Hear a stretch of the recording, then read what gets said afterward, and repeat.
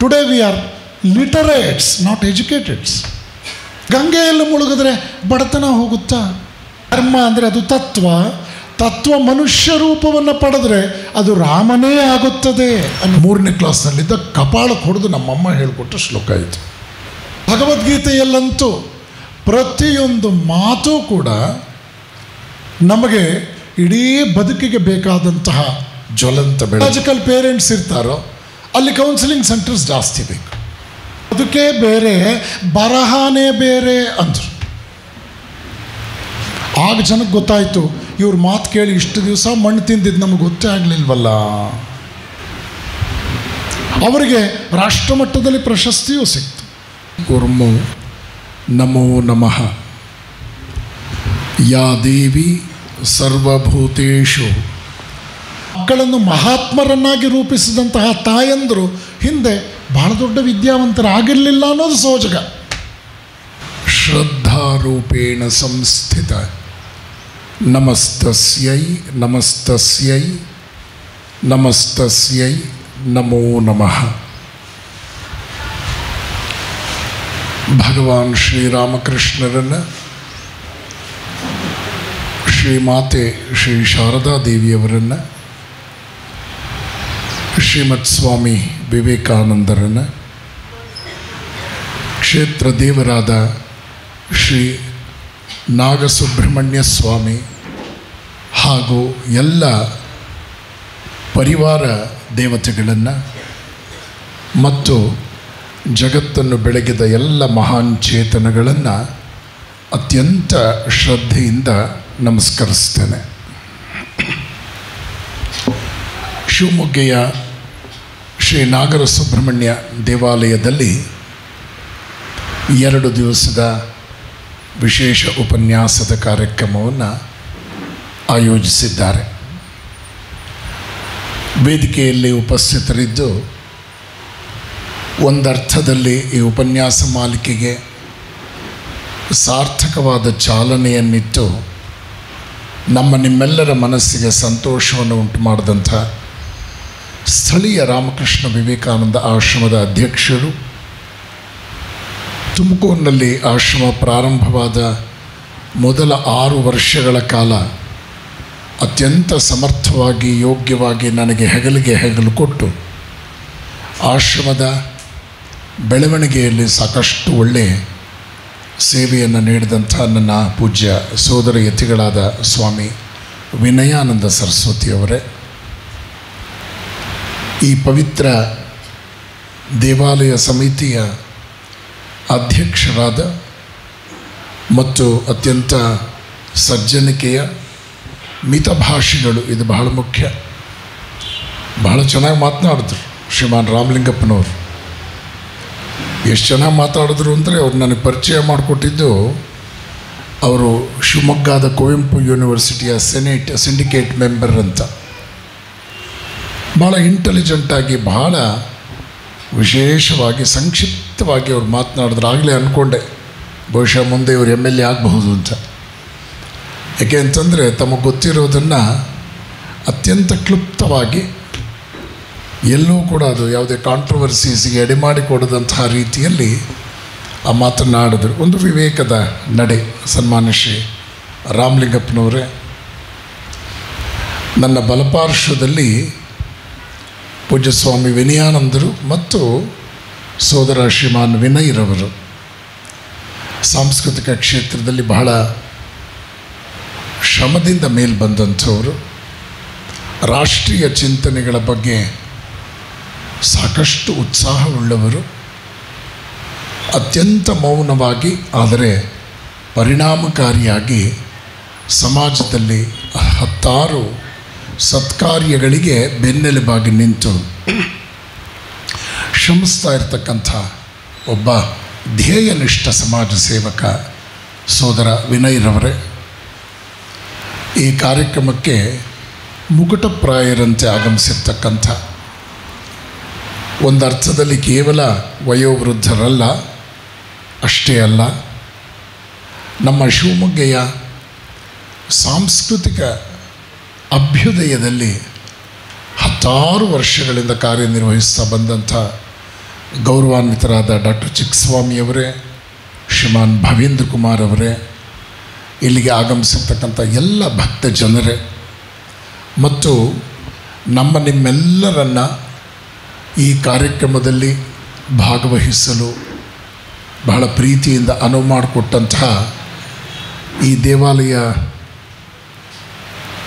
ಸಮಿತಿಯಲ್ಲಿ ಬಹಳ ದೊಡ್ಡ ಜವಾಬ್ದಾರಿಯನ್ನು ನಿರ್ವಹಿಸ್ತಾ ಇರ್ತಕ್ಕಂಥ ವೇದಮೂರ್ತಿ ಬ್ರಹ್ಮಶ್ರೀ ವಿನಯ್ ಉಪಾಧ್ಯಾಯರವರೇ, ಸಂದೇಶ್ ಉಪಾಧ್ಯಾಯರವರೇ ಮತ್ತು ಇನ್ನಿತರ ಎಲ್ಲ ಸಿಬ್ಬಂದಿ ವರ್ಗದವರೇ, ಶ್ರದ್ಧಾವಂತ ಶ್ರೋತೃಗಳೇ, ಶಿವಮೊಗ್ಗೆಯ ಜನಸಂಖ್ಯೆ ಸರಿಸುಮಾರು 4.5 ಲಕ್ಷ 5 ಲಕ್ಷ. ಈ ಊರಿಗೆ ಅತ್ಯಂತ ಅವಶ್ಯಕವಾಗಿ ಬೇಕಾದಂಥ ವಿಷಯ ಇದು. ಪ್ರಾರಂಭದಲ್ಲಿ ನಾನು ಯೋಚನೆ ಮಾಡ್ತಾ ಇದ್ದೆ, 15 ಜನ ಬಂದಿದ್ದಾರಲ್ಲಪ್ಪ, 208 ಕಿಲೋಮೀಟ್ರಿಂದ ನಾನು ಬರಬೇಕಾಯ್ತಾ ಅಂತ. ಈಗ ಜನ ಸ್ವಲ್ಪ ಮನೆಯಿಂದ ಹೊರಟಿದ್ದಾರೆ, ಯಾಕೆಂದರೆ ಕತ್ತಲಾಗ್ತಾ ಇದೆ. ಹೀಗಾಗಿ ಸ್ವಲ್ಪವೇ ಹೊರಟು ಬರ್ತಾ ಇದ್ದಾರೆ. ನಮ್ಮ ತುಮಕೂರಲ್ಲಿ ಹೇಗಿಲ್ಲ. ನಮ್ಮ ತುಮಕೂರು ಬಹಳ ಅದ್ಭುತ. ಒಂದು ಉಪನ್ಯಾಸ ಅಂದರೆ ಕನಿಷ್ಠ 500-600 ಜನ, 1,500 ಜನದವರೆಗೂ ಅದು ಸಾಮಾನ್ಯ ಸಂಗತಿ. ಶಿವಮೊಗ್ಗ ಜನ ಅದನ್ನು ಸ್ವಲ್ಪ ಗಮನಿಸಬೇಕು ಅಂತ ಹೇಳ್ತಾ ಇದ್ದೆ. ತುಮಕೂರು ಹೀಗಿಲ್ಲ, ಚಿತ್ರದುರ್ಗ ಹೀಗಿಲ್ಲ, ಹಾಸನ ಹೀಗಿಲ್ಲ, ಮೈಸೂರಂತೂ ನಮ್ಮ ಬೋರೇಗೌಡರು ಬಂದಿದ್ದಾರೆ ಮೈಸೂರಿನಿಂದ. ಕಲಾಮಂದಿರ ಸುಮಾರು 1,500 ಜನ ಒಂದು ಕಾರ್ಯಕ್ರಮ ಅಂತಂದರೆ 100ಕ್ಕೆ 100ರಷ್ಟು ಭರ್ತಿಯಾಗುವಂಥ ಒಂದು ಸಂದರ್ಭ. ಶಿವಮೊಗ್ಗೆಯಲ್ಲಿ ಶ್ರದ್ಧಾವಂತರ ಕೊರತೆ ಇಲ್ಲ. ಏನು ಅಂದರೆ ಸಮಯಕ್ಕೆ ಸರಿಯಾಗಿ ಮನೆ ಬಿಡೋದಿಲ್ಲ.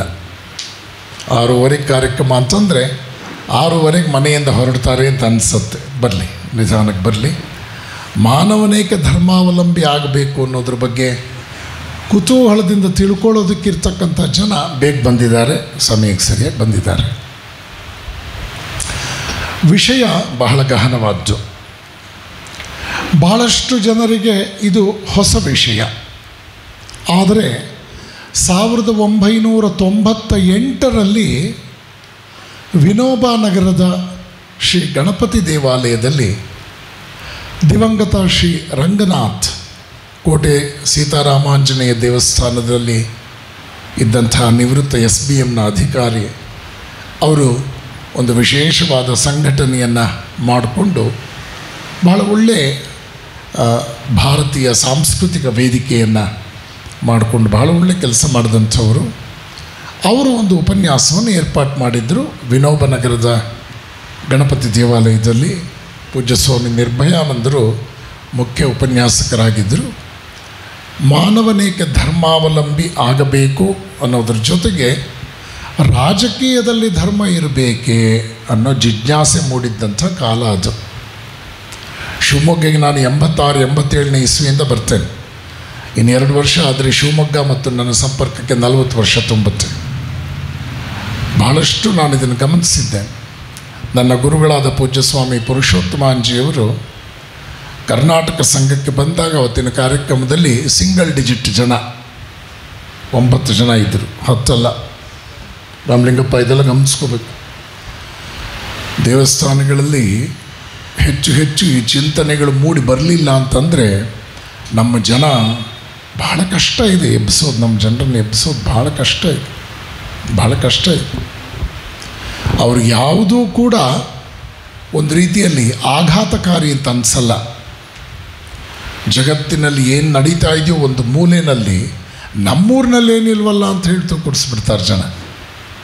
ಆದರೆ A spark neglected burns the house ಅಂತ ಒಂದು ಮಾತು.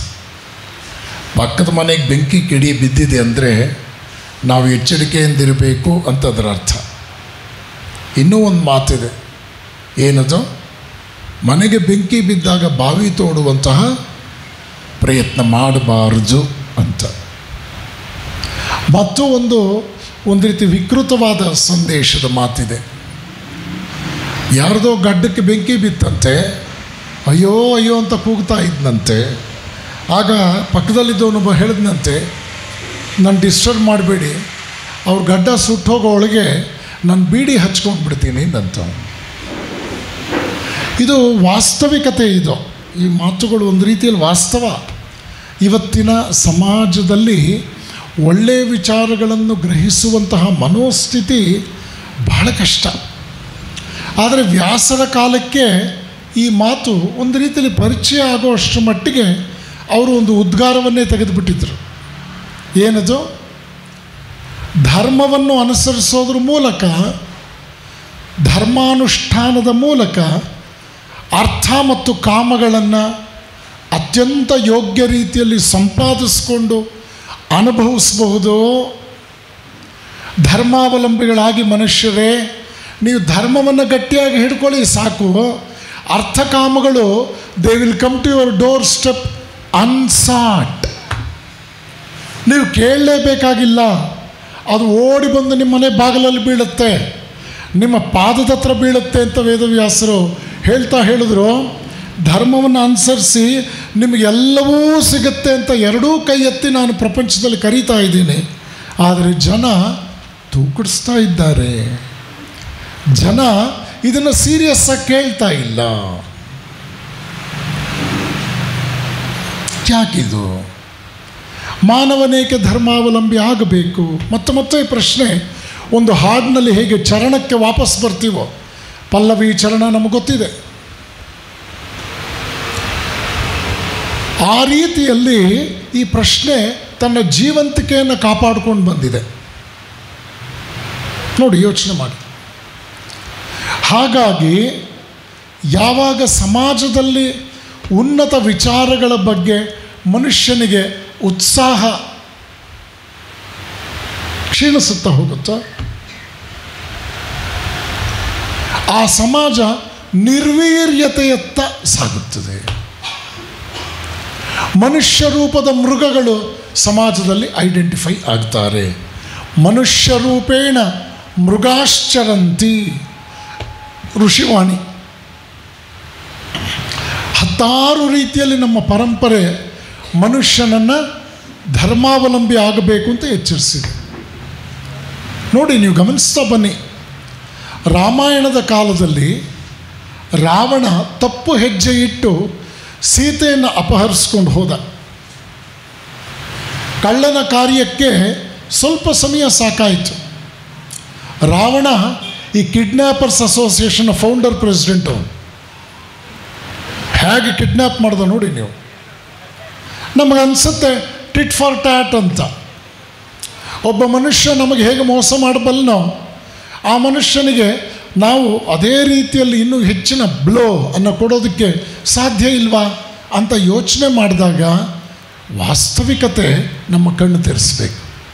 ಶ್ರೀರಾಮ ಸೀತೆಯನ್ನು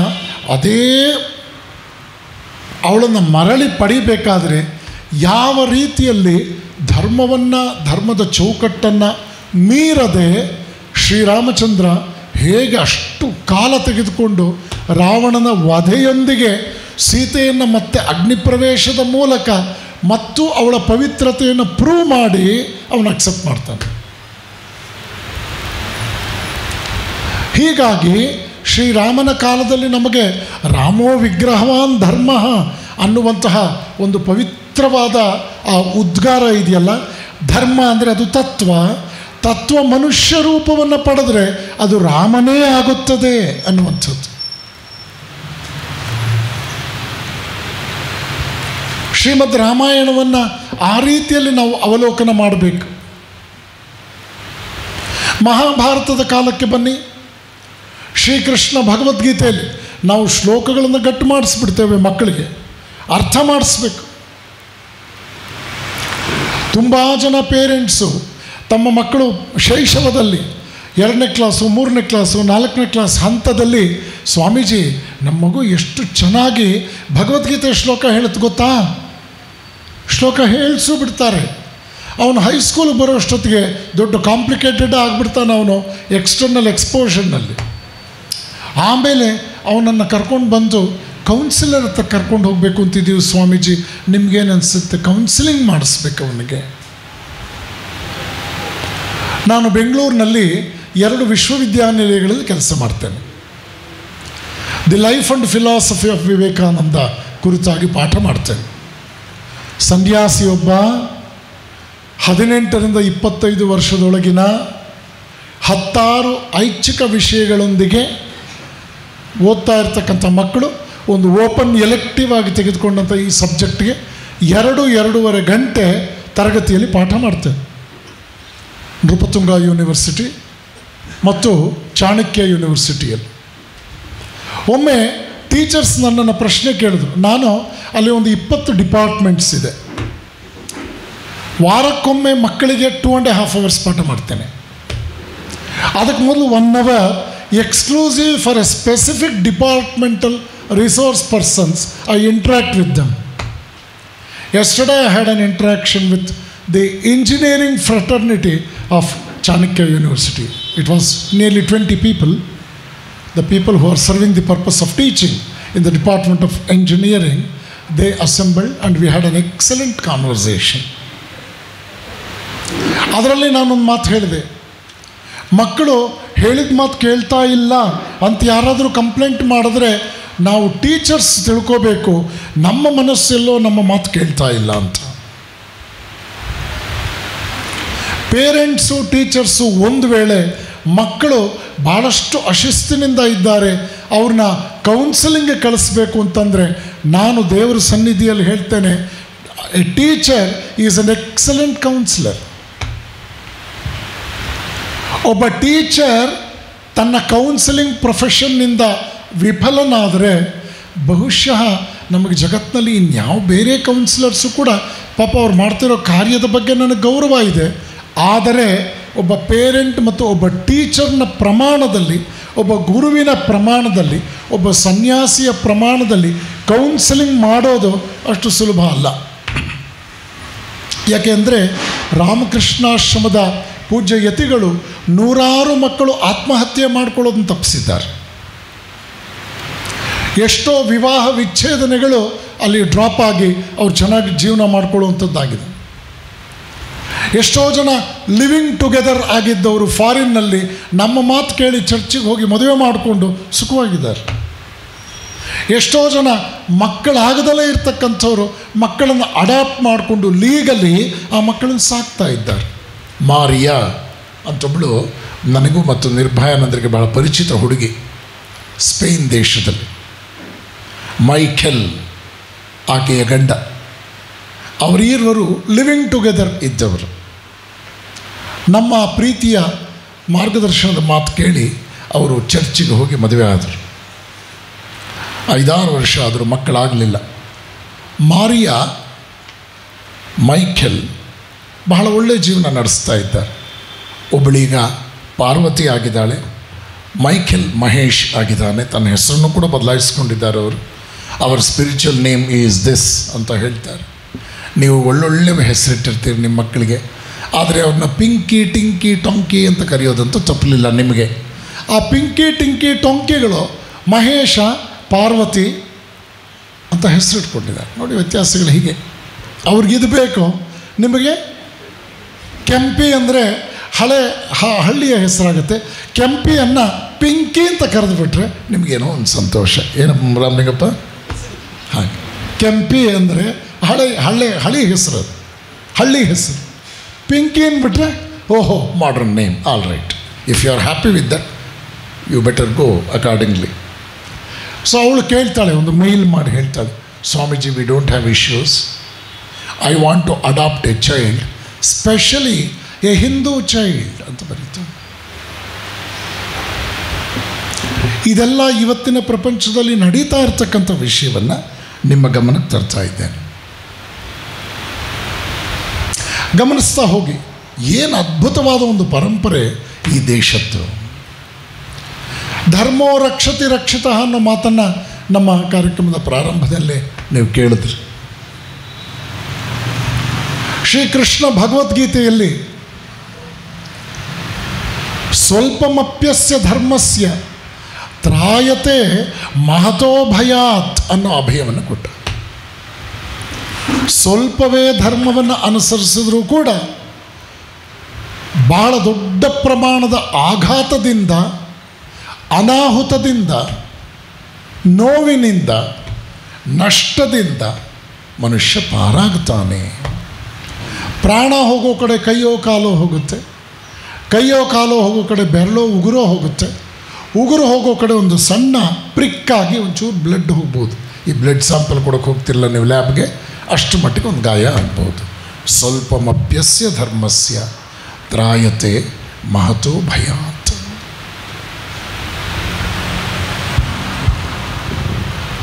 ರಾಮಾಯಣ ಕಾಲದಲ್ಲಿ ಶ್ರೀರಾಮ ಕಾಡಿಗೆ ಹೋಗಬೇಕಾದ್ರೆ ತಾಯಿ ಕೌಸಲ್ಯ ಅವನಿಗೆ ಆಶೀರ್ವಾದ ಮಾಡಿದ್ದು, ನಿನ್ನ ಧರ್ಮವೇ ನಿನ್ನನ್ನು ಕಾಪಾಡಲಿ. ಮಹಾಭಾರತದ ಕಾಲದಲ್ಲಿ ದುರ್ಯೋಧನನಿಗೆ ಜನ್ಮ ಕೊಟ್ಟರೂ ಕೂಡ ಗಾಂಧಾರಿ ತನ್ನ ಮಗ ಯುದ್ಧಕ್ಕೆ ಸನ್ನದ್ಧನಾಗಿ ಹೊರಡಬೇಕಾದ್ರೆ ಎಲ್ಲಿ ಧರ್ಮ ಇದೆಯೋ ಅಲ್ಲಿ ಜಯ ಇದೆ ಮಗುವನ್ನು ಬಿಟ್ಲು. ಅದೇನು ಆಕ್ಸಿಡೆಂಟಲ್ಲಾಗಿ ಹೇಳಿದ್ಲು, slipped out of the tongue ಅಂತಾಯಿತು, ಅಥವಾ ಪ್ರಾಮಾಣಿಕವಾಗಿ ಹೇಳಿದ್ಲು ಅಂತ ತಗೊಳ್ಳಿ. ಆ ಮಹಾಮಾತೆ ಹೇಳಿದಂಥ ಮಾತು ಅದ್ಭುತವಾದ್ದು. ಓದಬೇಕು, ಅರ್ಥ ಮಾಡಬೇಕು. ಏನು ಮಾಡೋದು? ಅವನು ಯಾರೋ ಪುಣ್ಯಾತ್ಮ 1,000 ಭಗವದ್ಗೀತೆಯನ್ನು ಊರಿಗೆ ತೆಗೆದುಕೊಂಡು ಹೋಗಿ ಸುಟ್ಟನಂತೆ. ಇರೋ ಪೊಲ್ಯೂಷನ್ ಜೊತೆಗೆ ಇನ್ನೊಂಚೂರು ಜಾಸ್ತಿ ಪೊಲ್ಯೂಷನ್ ಮಾಡ್ದ ಅವನು. ಇನ್ನೊಬ್ಬ ಪುಣ್ಯಾತ್ಮ ಇತ್ತೀಚೆಗೆ ಗಣಪತಿ ಪೂಜೆ ಮಾಡಬೇಡಿ ಅಂಥೇಳಿ ಜೋರಾಗಿ ಅದು ಏನಾಗಿದೆಯೋ ತಲೆ ಕೂಗಾಡ್ತಾ ಇರುವಂಥ ಮನುಷ್ಯನನ್ನು ನಾವು ನೋಡ್ತೀವಿ. ಅತ್ತ ಕಡೆ ಭಗವದ್ಗೀತೆ ಇಟ್ಕೊಂಡು ಇತ್ತ ಕಡೆ ಗಣಪತಿಯನ್ನು ಇಟ್ಕೊಂಡು ನಮ್ಮ ಹೆಣ್ಣುಮಗಳು ಸುನಿತಾ ವಿಲಿಯಮ್ಸ್ 9 ತಿಂಗಳು ಬಾಹ್ಯಾಕಾಶದಲ್ಲಿದ್ದು. ಅವಳು ಬಾಹ್ಯಾಕಾಶದ ಪ್ರಯಾಣವನ್ನು ಶುರು ಮಾಡೋ ದಿವಸ ಇಡೀ ಪ್ರಪಂಚ ಬೆಕ್ಕಸ ಬೆರಗಾಗಿತ್ತು. ಒಂದು ರೀತಿಯಲ್ಲಿ ಕೇವಲ ಕುತೂಹಲ ಅಲ್ಲ, ಒಂದು ರೀತಿಯಲ್ಲಿ ನೋವಿನ ಛಾಯೆ ಕೂಡ ಇತ್ತು. ಯಾಕೆಂದರೆ ವಿಜ್ಞಾನಿಗಳು ಹೇಳಿದ್ರು, she may come back, she may not, anything may happen. ಅವಳನ್ನು ಈ ಪ್ರಪಂಚದಲ್ಲಿ ಯಾವ ಗ್ಯಾರಂಟಿ ಮೇಲೆ ನೀನು ಅಕ್ಸೆಪ್ಟ್ ಮಾಡಿಕೊಂಡೆ ಈ ಚಾಲೆಂಜನ್ನು ಅಂತಂದರೆ, I have Ganapati in my heart, I have Gita in my lips ಅಂದ್ಲು. ಈಗ ಭಗವದ್ಗೀತನ ಸುಟ್ಟವನು ಗಣಪತಿನ ಬೈಯೋನು ಇವರಿಬ್ಬರನ್ನು ವಿಲಿಯಮ್ಸ್ ಜೊತೆ ಇಂಟರ್ವ್ಯೂ ಮಾಡಿಸಿದ್ರೆ ಏನು ಮಾಡೋದು? Who is successful? Common sense is not common to all ಅಂತ ಒಂದು ಮಾತಿದೆ. ಸುಮಾರು 1 ವರ್ಷದ ಹಿಂದೆ ಇಸ್ರೋದವರು ಚಂದ್ರಯಾನ ಸಂಬಂಧವಾಗಿ ರೆಡಿ ಆಗ್ತಾ ಇದ್ದರು. Doctor Kasturi Rangan, doctor Radhakrishnan, doctor Kiran Kumar, doctor Somnath, doctor UR Rao. ಕಳೆದ 30 ವರ್ಷಗಳಲ್ಲಿ ನಾನು ಭಾಗ್ಯವಶಾತ್ ಸಂಪರ್ಕ ಪಡ್ಕೊಂಡಂಥ 5 ಜನ ಇಸ್ರೋದ ಚೇರ್ಪರ್ಸನ್ಸ್. ಪ್ರತಿಯೊಬ್ಬರೂ ಧಾರ್ಮಿಕರೇ, ಪ್ರತಿಯೊಬ್ಬರೂ ಧರ್ಮನಿಷ್ಠರೇ, ಪ್ರತಿಯೊಬ್ಬರೂ ಅಂತಾರಾಷ್ಟ್ರೀಯ ಮಟ್ಟದಲ್ಲಿ ವಿಜ್ಞಾನ ಓದ್ದವರು. ನಮ್ಮಲ್ಲೊಬ್ಬರು ಜ್ಞಾನಪೀಠ ಪ್ರಶಸ್ತಿ ಪುರಸ್ಕೃತರು ತೀರ್ಕೊಂಡ್ರು. ಅವರಿಗೆ ಯಾವ ಧಾರ್ಮಿಕ ಆಚರಣೆಗಳ ನಂಬಿಕೆಯೂ ಇರಲಿಲ್ಲ. ಅವರು ಎಷ್ಟು ವಿಶಾಲವಾಗಿದ್ದರು ಅಂತಂದರೆ, ಅವ್ರು ತೀರ್ಕೊಂಡಾಗ ಅವರು ಯಾವುದನ್ನು ನಂಬೇ ಇರಲಿಲ್ಲ ಅಂತ ಭಾಷಣ ಮಾಡ್ತಾಯಿದ್ದರು ಪ್ರಪಂಚದಲ್ಲಿ. ಅವರ ಅಂತಿಮ ಸಂಸ್ಕಾರ ಮಾಡೋದಕ್ಕೆ 1 ಡಜನ್ ಋತ್ವಿಕರು ಬಂದರು ಅಂತಿಮ ಸಂಸ್ಕಾರಕ್ಕೆ. ಆಗ ಪತ್ರಿಕೆಯವರು ಪ್ರೀತಿಯಿಂದ ಕೇಳಿದರು ಅವ್ರ ಪತ್ನಿಯನ್ನು, ನಿಮ್ಮ ಯಜಮಾನರಿಗೆ ಇದು ಯಾವುದರಲ್ಲೂ ನಂಬಿಕೆ ಇರಲಿಲ್ಲ, ನೀವ್ಯಾಕೆ ಇದನ್ನು ಮಾಡ್ತಾಯಿದ್ದೀರಿ ಅಂತ ಕೇಳಿದ್ರು ಸುಂದರರಾಜ್, ನಿಮ್ಮ ಸ್ನೇಹಿತರೆ. ಆಗ ಅವರು ಹೇಳಿದ್ರು, ಆ ಪತ್ನಿ ಹೇಳಿದ್ರು, ಅಯ್ಯೋ ಈ ಜನಗಳಿಗೆ ಅರ್ಥವೇ ಆಗ್ತಾ ಇಲ್ವಲ್ಲ, ಬದುಕೇ ಬೇರೆ ಬರಹನೇ ಬೇರೆ ಅಂದರು. ಆಗ ಜನಕ್ಕೆ ಗೊತ್ತಾಯಿತು, ಇವ್ರ ಮಾತು ಕೇಳಿ ಇಷ್ಟು ದಿವಸ ಮಣ್ಣು ತಿಂದಿದ್ದು ನಮಗೆ ಗೊತ್ತೇ ಆಗಲಿಲ್ವಲ್ಲ. ಅವರಿಗೆ ರಾಷ್ಟ್ರಮಟ್ಟದಲ್ಲಿ ಪ್ರಶಸ್ತಿಯೂ ಸಿಕ್ತು. ಈ ಚಂದ್ರಯಾನ ಆಗಬೇಕಾದ್ರೆ ಅವನು ಯಾರೋ ಬೆಂಗಳೂರು ಗ್ರಾಮಾಂತರ ಜಿಲ್ಲೆ ಒಬ್ಬ ಕನ್ನಡ ಮೇಷ್ಟ್ರು, ಚಂದ್ರಯಾನ ಮಾಡಿದ್ರೆ ಬಡವರಿಗೆ ಹೊಟ್ಟೆ ತುಂಬುತ್ತಾ ಅಂತ. ಮೊನ್ನೆ ದಿವಸ ಘನತೆವೆತ್ತ ಪ್ರಧಾನಮಂತ್ರಿಗಳು ಮಹಾಕುಂಭಮೇಳದಲ್ಲಿ ಹೋಗಿ ಮುಳುಗಿದ್ರೆ ಅಂತ ನನ್ನ ಆಪ್ತರೊಬ್ಬರು ಒಂದು ಕಾರ್ಟೂನ್ ಬರೆದಿದ್ದರು. 50 ವರ್ಷದ ಹಿಂದೆ ರಾಜಕೀಯಕ್ಕೆ ಬಂದಂಥ ಒಬ್ಬ ವ್ಯಕ್ತಿಯ ಫೋಟೋ ಬರೆದಿದ್ದರು. ಅದರ ಪಕ್ಕದಲ್ಲಿ ಅವರು 50 ವರ್ಷದ ನಂತರ ಹೇಗಿದ್ದಾರೆ ಅಂತ ಅವ್ರ ಸ್ವರೂಪವನ್ನು ಭಾಳ ಚೆನ್ನಾಗಿ ಲೈನ್ ಡಯಾಗ್ರಾಮಲ್ಲಿ ಹಾಕಿದ್ರು. ನೋಡಿ, ಹೀಗಿದ್ದವರು ಹೀಗಾಗಿದ್ದಾರೆ, ಇವರು ಬಡತನ ಹೋಗಿಲ್ವಾ ಅಂತ ಬರೆದ್ರು. ಅವರ ಗಾತ್ರದಲ್ಲೇ ಅವ್ರ ಬಡತನ ಹೋಗಿದೆ ಅಂತ ಗೊತ್ತಾಯಿತು. ಬಡವರ ಬಂಧುಗಳು ತಮ್ಮ ಬಡತನವನ್ನು ಹೋಗಲಾಡಿಸ್ಕೊಂಡ್ರು. ಈ ವಿಷಯವನ್ನು ಭಾಳ ನೊಂದು ನಾನು ಹೇಳ್ತಾ ಇದ್ದೀನಿ. ಯಾಕೆ ಅಂತಂದರೆ, ಜನ ದಡ್ಡರಾಗಿದ್ದಷ್ಟು, ಜನ ಅವಿವೇಕಿಗಳಾಗಿದ್ದಷ್ಟು, ಕೇವಲ ನಕಾರಾತ್ಮಕತೆಯನ್ನೇ ಆಲೋಚನೆ ಮಾಡುವಂಥವರಾದರೆ, ಮನೆಗೆ ಬರುವಂಥ ಸೊಸೆ ಕೆಟ್ಟವಳೇ ಆಗಿರ್ತಾಳೆ ಅಂತ ಅತ್ತೆ ತಿಳ್ಕೊಂಬಿಟ್ರೆ, ಸೊಸೆಗೆ ಗಂಡನನ್ನು ಜನ್ಮ ಕೊಟ್ಟು ಸಾಕಿ ಗಿಫ್ಟ್ ಮಾಡಿದವಳು ತಾನೇ ಅಂತಂದರೂ ಕೂಡ ರಿಯಾಲಿಟಿ ಏನು, ಆ ಹುಡುಗ ಈ ಹುಡುಗಿ ಹಿಂದೆ ಹೋಗೋನೆ. ಅವನಿಗಿನ್ನ ಪ್ರಪಂಚದಲ್ಲಿ ಎರಡನೇ ಆಕರ್ಷಣೆ ಬೇರೆ ಎಲ್ಲ. ರಿಯಾಲಿಟಿ ಮಾತಾಡ್ತೀನ, ಇದು ರಿಯಾಲಿಟಿ. ಇದೊಂದು ರೀತಿ ಬಡ್ಜೆಟ್ ಬರೋಕ್ಕೆ ಮೊದಲೇ ಆಪೋಸಿಷನ್ನವರು ಇದು ಕೆಟ್ಟ ಬಡ್ಜೆಟ್ ಅಂತ ಮೊದಲೇ ಬರ್ಕೊಂಡು ಹಾಗೆ. ಎಂಥ ರೋಗಗ್ರಸ್ತ ಮನಸ್ಸುಗಳಿದು, ಏನು ಹೇಳ್ತೀರಿ ಇದಕ್ಕೆ? ಆಗ ಸೋಮನಾಥ್ ಅವ್ರಿಗೆ ಬೆನ್ನು ತಟ್ಟಿ ನಾನು ವಿಜಯ ಕರ್ನಾಟಕದಲ್ಲಿ ಒಂದು ಆರ್ಟಿಕಲ್ ಬರೆದೆ. ಚಂದ್ರಯಾನ ಸಂದರ್ಭದಲ್ಲಿ ಸೋಮನಾಥ್ ನನಗೆ ಬಹಳ ಆಪ್ತ ಸ್ನೇಹಿತರು. ಆ ಸಕ್ಸಸ್ ಬಹಳ ದೊಡ್ಡ ಸಕ್ಸಸ್ ಅಂತಾರಾಷ್ಟ್ರೀಯ ಮಟ್ಟದಲ್ಲಿ. ಹೀಗಾಗಿ ಚೆನ್ನಾಗಿ ನೆನಪಿಟ್ಕೊಳ್ಳಿ, ಯಾವುದೋ ಒಂದು ಭಾಗ್ಯ ವಿಶೇಷದಿಂದ ಧರ್ಮ ನಂಬ್ತೀರಾ ನೀವು? ಧರ್ಮ ಹೇಳುತ್ತೆ ಮಾನವ ಜನ್ಮ ದೊಡ್ಡದು. ವಿಜ್ಞಾನ ನಂಬ್ತೀರಾ? ವಿಜ್ಞಾನ ಹೇಳುತ್ತೆ ಏಕಾಏಕಿ ಹೋಮೋಸೇಪಿಯನ್ ಉತ್ಪತ್ತಿ ಆಗೋದಿಲ್ಲ.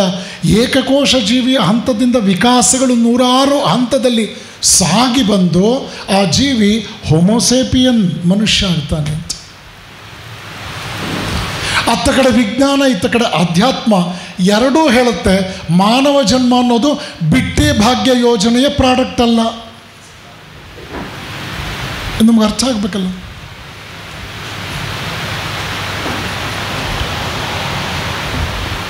ಅಬ್ರಹಾಂ ಲಿಂಕನ್ ತನ್ನ ಮಗನ ಕ್ಲಾಸ್ ಟೀಚರ್ಗೆ ಒಂದು ಪತ್ರ ಬರೆದು ಒಂದು ವಾಕ್ಯ ಬರೆದ. ಬಿಟ್ಟಿಯಾಗಿ ಗಿಟ್ಟಿದ $5 ಕಷ್ಟಪಟ್ಟು ದುಡಿದ $1 ಹೆಚ್ಚು ಶ್ರೇಯಸ್ಕರ ಅನ್ನೋ ಪಾಠ ನನ್ನ ಮಗನಿಗೆ ಹೇಳ್ಕೊಡಿ. ಎಂಥ ಮಾತುಗಳಿದೆಲ್ಲ ನೋಡಿ, ಯೋಚನೆ ಮಾಡಿ. ಇವತ್ತಿನ ಕಾಲಘಟ್ಟದ ಹಂತಕ್ಕೆ ನಾನು ನಿಮಗೆ ವಾಸ್ತವಿಕ ನೆಲೆಗಟ್ಟನ್ನು ಕೊಡ್ತಾ ಇದ್ದೇನೆ. ರಿಯಾಲಿಟಿ ಸೆಂಟರ್ಡ್ ಅಂತಕ್ಕಂಥದ್ದು ಮನುಷ್ಯ ಉದ್ಧಾರ ಆಗಬೇಕಾದ್ರೆ ಅಕ್ಸೆಪ್ಟ್ ಮಾಡಲೇಬೇಕಾದ ಮೌಲ್ಯ. ಅಂತಾರಾಷ್ಟ್ರೀಯ ಮಟ್ಟದಲ್ಲಿ ಬಹಳ ದೊಡ್ಡ ಹೆಸರು ಮಾಡಿದಂತಹ Abraham Maslow, A great psychologist. ಇಲ್ಲ ಡಾಕ್ಟರ್ಸ್ ಯಾರಾದರೂ ಇದ್ದರೆ, ಸೈಕಾಲಜಿ ಓದ್ದವ್ರು ಯಾರಾದರೂ ಇದ್ದರೆ ಅಬ್ರಹಾಂ ಮ್ಯಾಸ್ಲೋ ಹೆಸರು ಕೇಳಿರ್ತೀರಿ. ಅಬ್ರಹಾಂ ಮ್ಯಾಸ್ಲೋ ಹೇಳ್ತಾನೆ, 10 ವಿಶೇಷ ಗುಣಗಳಿರಬೇಕು ಒಬ್ಬ ಮನುಷ್ಯನ ಉದ್ಧಾರಕ್ಕೆ. ಅವನು ಜೀನಿಯಸ್ ಆಗಬೇಕಾದ್ರೆ ಅದರಲ್ಲಿ ಮೊಟ್ಟ ಮೊದಲನೇದೇನು ಗೊತ್ತಾ? Reality centred.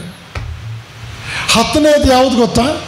You must meditate and believe in mystic experiences. Mystic experiences ಯಾರಿಗಾಗುತ್ತೆ? ಆಧ್ಯಾತ್ಮಿಕ ವ್ಯಕ್ತಿಗಳಿಗಾಗುತ್ತೆ. Who is a spiritual personality?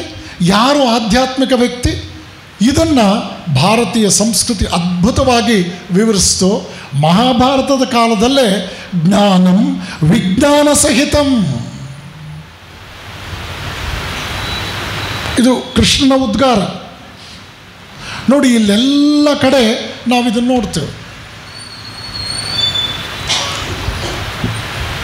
ಮರಗಳು ಪರೋಪಕಾರಕ್ಕಾಗಿ ಹಣ್ಣು ಬಿಡುತ್ತವೆ, ಗೋವುಗಳು ಪರೋಪಕಾರಕ್ಕಾಗಿ ಕ್ಷೀರವನ್ನು ಕೊಡುತ್ತವೆ, ನದಿಗಳು ಪರೋಪಕಾರಕ್ಕಾಗಿ ಹರಿಯುತ್ತವೆ.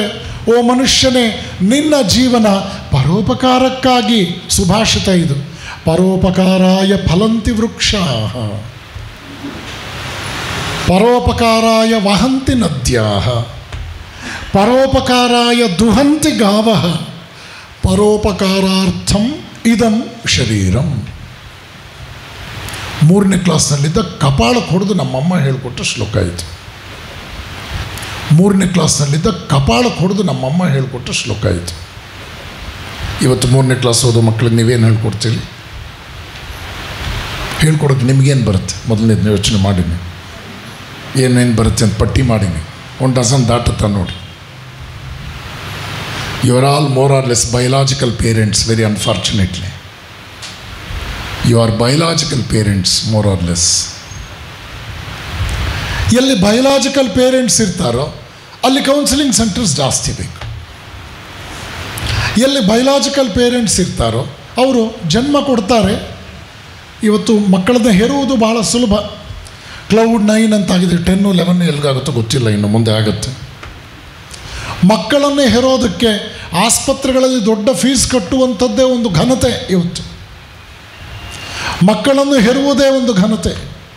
ಆದರೆ ಮಕ್ಕಳನ್ನು ಮಹಾತ್ಮರನ್ನಾಗಿ ರೂಪಿಸಿದಂತಹ ತಾಯಂದರು ಹಿಂದೆ ಬಹಳ ದೊಡ್ಡ ವಿದ್ಯಾವಂತರಾಗಿರಲಿಲ್ಲ ಅನ್ನೋದು ಸೋಜಗ. ಆದರೆ they were not literates but they were educateds. ನನ್ನ ತಾಯಿಗೆ ಈಗ 90 ವರ್ಷ. 3ನೇ ಕ್ಲಾಸ್ ಓದಿದ್ದಷ್ಟೇ ಅವರು. ಸರ್ ಎಂ ವಿಶ್ವೇಶ್ವರಯ್ಯನವರಿಗೆ ಭಾಳ ಹತ್ತಿರದ ಬಂಧು ನನ್ನಮ್ಮ. ಡಿ ವಿ ಗುಂಡಪ್ಪನವರು ನನ್ನ ತಾಯಿ ತವರು ಮನೆ ಬಗ್ಗೆ ಜ್ಞಾಪಕ ಚಿತ್ರಶಾಲೆ 5ನೇ ಸಂಪುಟದಲ್ಲಿ ದಾಖಲಿಸಿದ್ರು. ಲೇಟಾಗಿ ಬಂದವರು ಅವ್ರ ಪಾಡ್ಗೆ ಅವ್ರು ಕೂತ್ಕೊಳ್ತಾರೆ, ಕೂತಿರೋರು ಸುಮ್ಮನೆ ಕೂತ್ಕೋಬೇಕು. ಲೇಟಾಗಿ ಬಂದವರು ಯಾರು VVIPs ಅಲ್ಲ, ಇಲ್ಲಿ ಬರ್ತಾರೆ ಪಾಪ, ಅವ್ರ ಪಾಡ್ಗೆ ಅವ್ರು ಬಂದು ಕೂತ್ಕೊಳ್ತಾರೆ.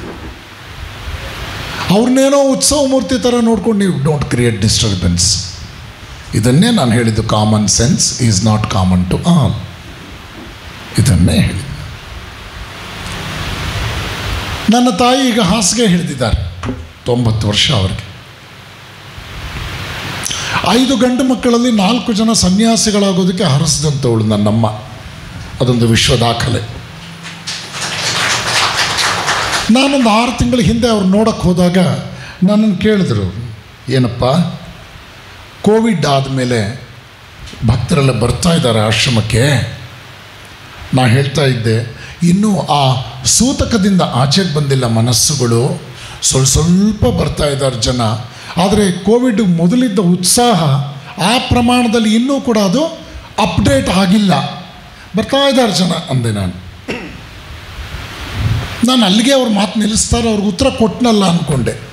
ಆದರೆ ಅವ್ರು ಹೇಳಿದ್ರು, ಆಗಲಿಪ್ಪ ಜನ ಬರಲಿ ಬಿಡಲಿ ಅದು ಅವ್ರಿಗೆ ಸಂಬಂಧಪಟ್ಟ ವಿಷಯ. ಆದರೆ ನೀನು ಬೆಳಗ್ಗೆ 4:30-5 ಗಂಟೆಗೆ ಹೇಳೋದನ್ನು ಲೇಟ್ ಮಾಡಿಲ್ಲ ತಾನೇ. ನಿನ್ನ ದೈನಂದಿನ ಕೆಲಸಗಳು ಯಥಾ ಪ್ರಕಾರ ನೀನು ಆಗಿನ ಕಾಲದಲ್ಲಿ ಮನೆಯಲ್ಲಿ ಹೇಗೆ ಮಾಡ್ಕೊಂಡು ಬರ್ತಾ ಇದೆಯೋ ಹಾಗೆ. ಈಗ ನನಗೆ 60 ವರ್ಷ, ಅವ್ರಿಗೆ 90 ವರ್ಷ. ನನ್ನನ್ನು ಕೇಳ್ತಾ ಇದ್ದಾರೆ, ಸಮಯಕ್ಕೆ ಸರಿಯಾಗಿ ನಿನ್ನ ಆ್ಯಕ್ಟಿವಿಟೀಸ್ ನಡೀತಾ ಇದೆ ತಾನೆ, ನೀನು ಕಮಿಟೆಡ್ ಆಗಿ ಹೊರಟಿದೆಯಾ ತಾನೇ.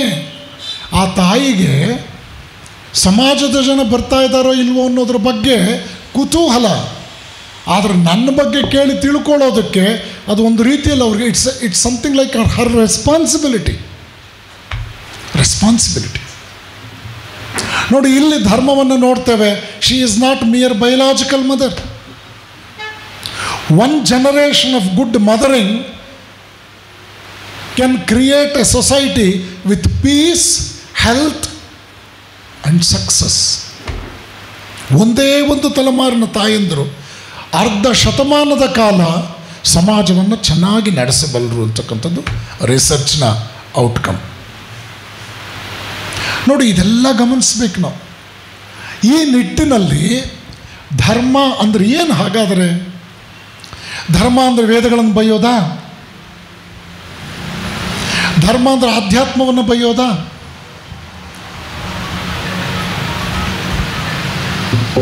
ಇದೆಲ್ಲ ಗಮನಿಸ್ಬೇಕು ನಾವು. ನಿಮಗೆ ಧರ್ಮದ ಸಾಕ್ಷಾತ್ ರೂಪ ಕಾಣಬೇಕಾ? ವಿವೇಕಾನಂದ ಪ್ರಣೀತ ಜನಗಳನ್ನು ನೋಡಬೇಕು ನೀವು. ರಾಮಕೃಷ್ಣಾಶ್ರಮಗಳಿಗೆ ಬಂದು ಹತ್ತಿರದಿಂದ ನೋಡಬೇಕು. ಧರ್ಮ ಅಂದರೆ ಶ್ಲೋಕಗಳನ್ನು ಗಟ್ಟು ಮಾಡೋದಾ?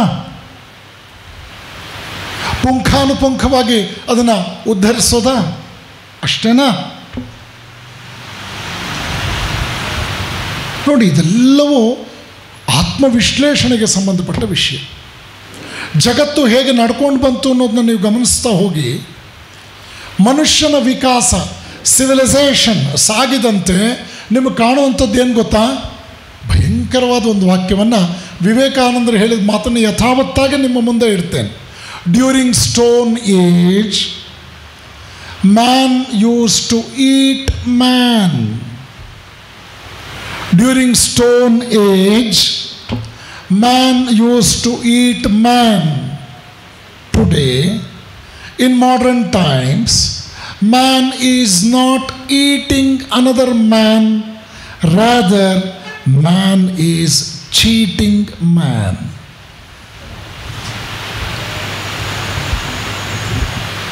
ನೋಡಿ ಯೋಚನೆ, ನೀವೆಲ್ಲ ತೆರಿಗೆ ಕಟ್ಟಿ, ವಿಧಿ ಇಲ್ಲದೆ ಕಟ್ಟಿ, ಹೇಗೆ ಯಾವುದೋ ಒಂದು ಮನೋಸ್ಥಿತಿಯ ಮನೋಧರ್ಮದ ಜನರನ್ನು ಹೇಗೆ ಸಾಕ್ತಾ ಇದ್ದೀರಿ ಅನ್ನೋದನ್ನು ಪೇಪರ್ ತೆಗೆದು ನೋಡಿದಾಗ, ಟಿ ವಿ ಸ್ವಲ್ಪ ಆನ್ ಮಾಡಿಬಿಟ್ರೆ ನಿಮ್ಗೆ ಗೊತ್ತಾಗುತ್ತೆ. ನಿಮ್ಮ ಟ್ಯಾಕ್ಸ್ ಅದು, ಅಫಿಷಿಯಲ್ಸ್ ಟ್ಯಾಕ್ಸ್ ಕಟ್ ಮಾಡಿ ಅವ್ರಿಗೆ ಸ್ಯಾಲ್ರಿ ಕೊಡೋದು. ನಾನು ಓದೋ ಕಾಲದಲ್ಲಿ ಒಬ್ಬ ವೈದ್ಯನಿದ್ದ. ಅವನು ತನ್ನ ಒಂದು ದಿನದ ಸಂಪಾದನೆಯನ್ನು ಒಂದು ತಿಂಗಳ ಸಂಪಾದನೆಯಾಗಿ ತೋರಿಸಿ ವರ್ಷಕ್ಕೆ ಅದು 3,600 ರೂಪಾಯಿ ದಾಟದಂತೆ ನೋಡಿಕೊಂಡು ತನ್ನ ಮಗುವಿಗೆ ಸ್ಕಾಲರ್ಶಿಪ್ ಪಡ್ಕೊಳ್ತಾ ಇದ್ದ. ನಾಗರಿಕತೆ ಬೆಳೆದಂತೆ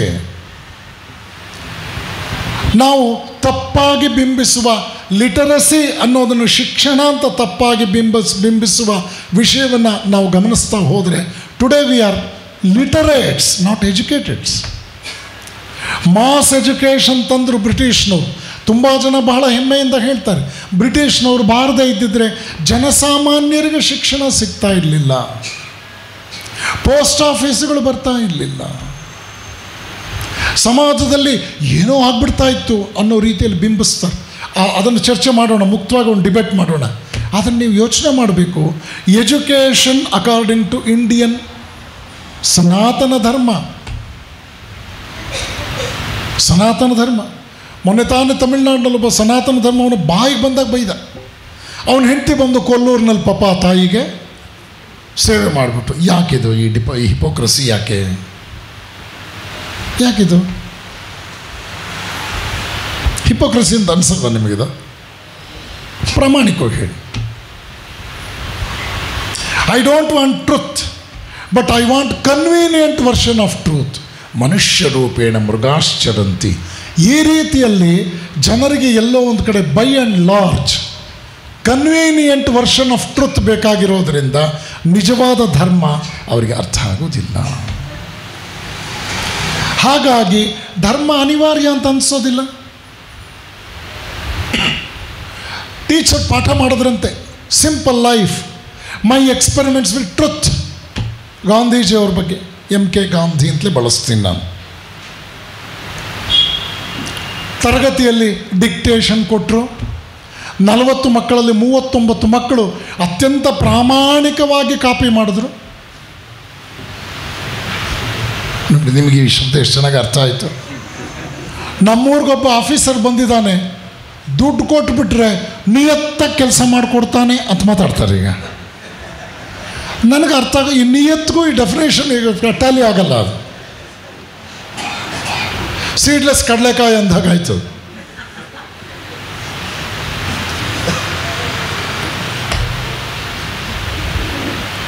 ನೋಡಿ, ಆಲೋಚನೆ ಮಾಡಿ.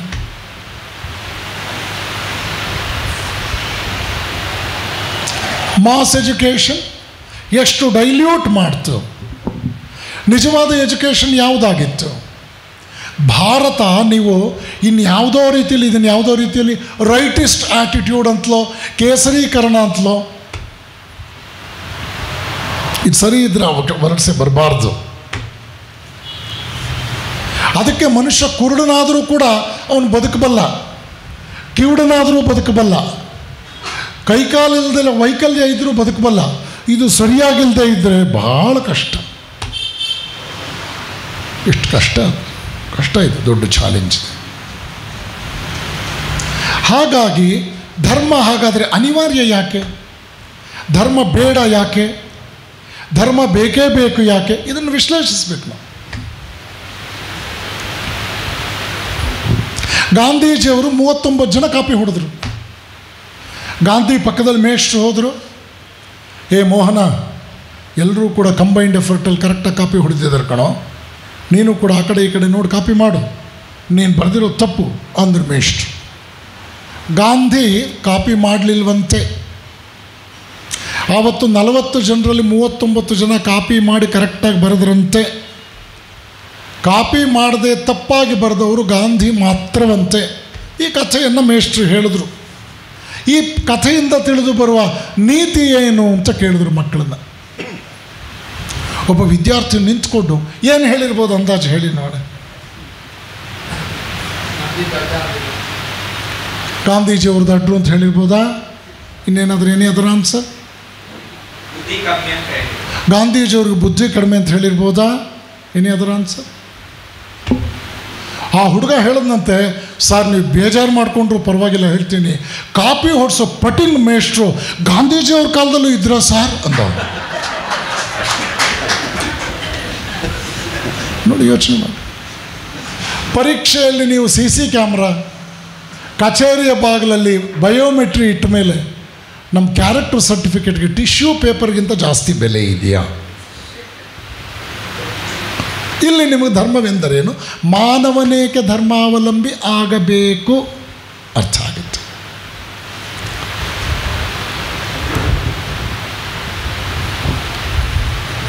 ನೋಡಿ, ಯೋಚನೆ ಮಾಡಿ. ಜಗತ್ತಿನಲ್ಲಿ ವಿಜ್ಞಾನದ ಆವಿಷ್ಕಾರಗಳು ಅದ್ಭುತವಾಗಿ ಆದವು. ಧರ್ಮ ಎಲ್ಲಿ ಪ್ರಾರಂಭವಾಗುತ್ತೆ? ಧರ್ಮ ಅಂದರೆ ರೈಚಿಯಸ್ನೆಸ್. ಕಾಯ ವಾಚ ಮನಸ ಮನುಷ್ಯ ಪವಿತ್ರನಾಗಿ ನಡ್ಕೊಳ್ಳೋದು. ವಿಚಾರಕ್ಕೊಂದು, ವಿಲಾಸಕ್ಕೊಂದು, ವಿಕಾರಕ್ಕೊಂದು ಬದುಕೋದಲ್ಲ.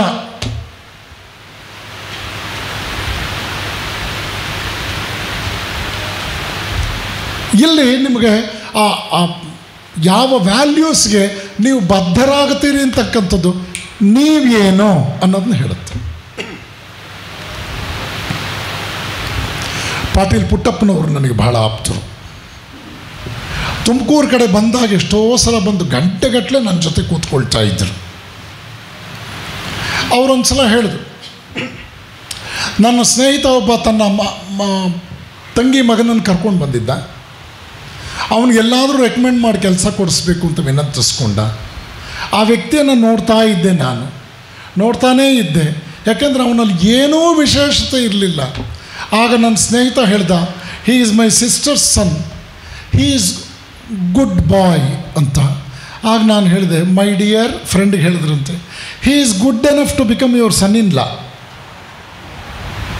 ಹೀ is good enough to become your son in law. What is exactly the word good mean?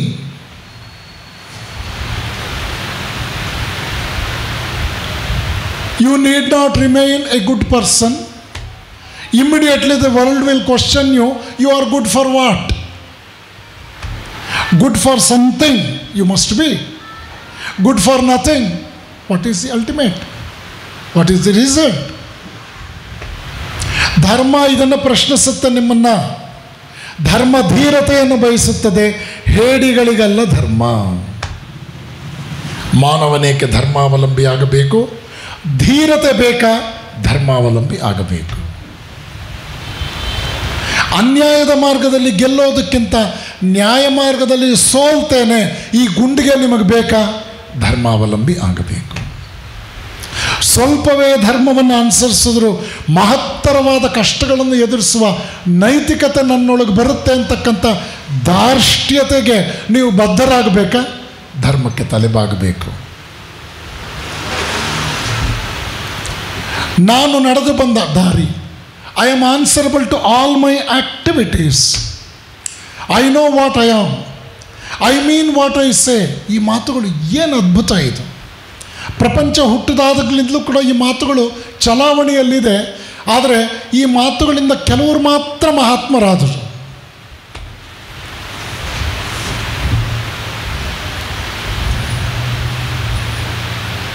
ಇದನ್ನು ಜಗತ್ತಿನ ಬೇರೆ ಬೇರೆ ಜನ ತಮ್ಮದೇ ರೀತಿಯಲ್ಲಿ ವಿಶ್ಲೇಷಿಸಿದರು. ರಾವಣನಂತಹ ರಾಕ್ಷಸನೂ ಕೂಡ ಸತ್ತಾಗ ಶ್ರೀರಾಮ ರಾವಣನ ತಮ್ಮ ವಿಭೀಷಣನನ್ನು ಕರೆದು ಹೇಳ್ದ, ನಿನ್ನ ಅಣ್ಣನ ಅಂತ್ಯ ಸಂಸ್ಕಾರ ಮಾಡಬೇಕೀಗ ನೀನು. ಆಗ ವಿಭೀಷಣ ಹೇಳ್ದ, ಜೀವನವೆಲ್ಲ ಮಾಡಬಾರದನ್ನೇ ಮಾಡಿದಂಥವ್ ನಮ್ಮಣ್ಣ, ನಾಯಿ ನರಿಗಳು ಅವನು ತಿಂದು ಅವನ್ನ ತಿಂದ್ಕೊಂಡು ಹೊರಟೋಗ್ಲಿ, ನಾನು ಅಂತ್ಯ ಸಂಸ್ಕಾರ ಮಾಡೋದಿಲ್ಲ. ಆಗ ಶ್ರೀರಾಮ ಹೇಳ್ತಾನೆ, ವೈರತ್ವ ಮರಣ ಪರ್ಯಂತ,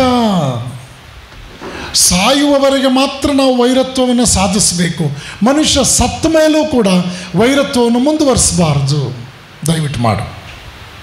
ನಿನ್ನ ಅಣ್ಣನ ಆ ಕುಕೃತ್ಯಗಳಿಗೆ ನೀನು ಅವನೊಂದು ದ್ವೇಷಿಸಿದ್ದು ನಿಜ, ಆದರೆ ಈಗ ಅವನು ಸತ್ತು ಹೋಗಿದ್ದಾನೆ. ಒಂದೇ ತಾಯಿಯ ಕರುಳಿನ ಕುಡಿಗಳು ನೀವು. ಅವನ ಅಂತ್ಯ ಸಂಸ್ಕಾರ ಮಾಡು. ಆಗಲೂ ಕೂಡ ವಿಭೀಷಣ ಜಗ್ಗಲಿಲ್ಲ.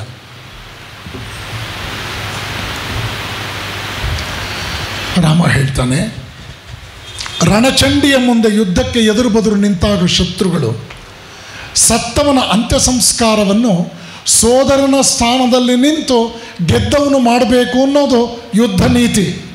ನೀನು ಮಾಡದೇ ಇದ್ದರೆ ನಿನ್ನ ಅಣ್ಣನ ಸಂಸ್ಕಾರವನ್ನು ನಾನು ಮಾಡ್ತೇನೆ ಅಂತಾನೆ ಶ್ರೀರಾಮ. ಧರ್ಮ ಅಂದ್ರೆ ಅರ್ಥ ಆಯ್ತಾ? ನೋಡಿ, ಯೋಚನೆ ಮಾಡಿ. ಧಾರಣಾತ್, ಯಾವುದು ಧರಿಸಲು ಯೋಗ್ಯವೋ, ವಿನಯಾನಂದನ ಹೇಳಿದ್ರು, ಧರಿಸಲು ಯೋಗ್ಯವಾದದ್ದು ಧರ್ಮ. ಸುಡುವುದು ಬೆಂಕಿಯ ಧರ್ಮ,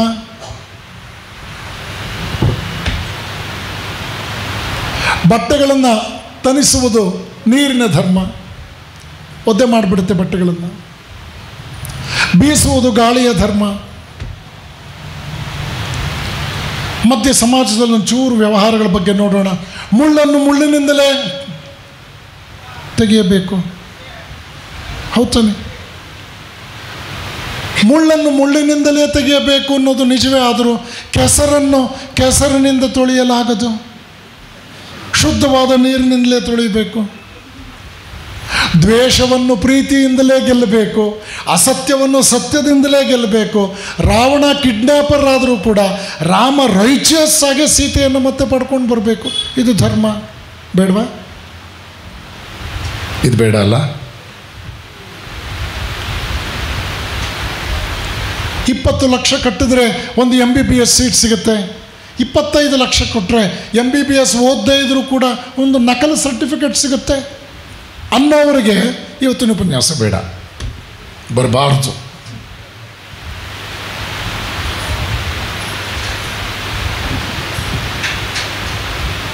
religion is not for mass, ವಿವೇಕಾನಂದರ ಮಾತು. ಧರ್ಮ ಏಕಪ್ರಕಾರವಾಗಿ ಇಡೀ ಪಾಪ್ಯುಲೇಸ್ ಸ್ವೀಕರಿಸೋದಕ್ಕೆ ಆಗೋದಿಲ್ಲ.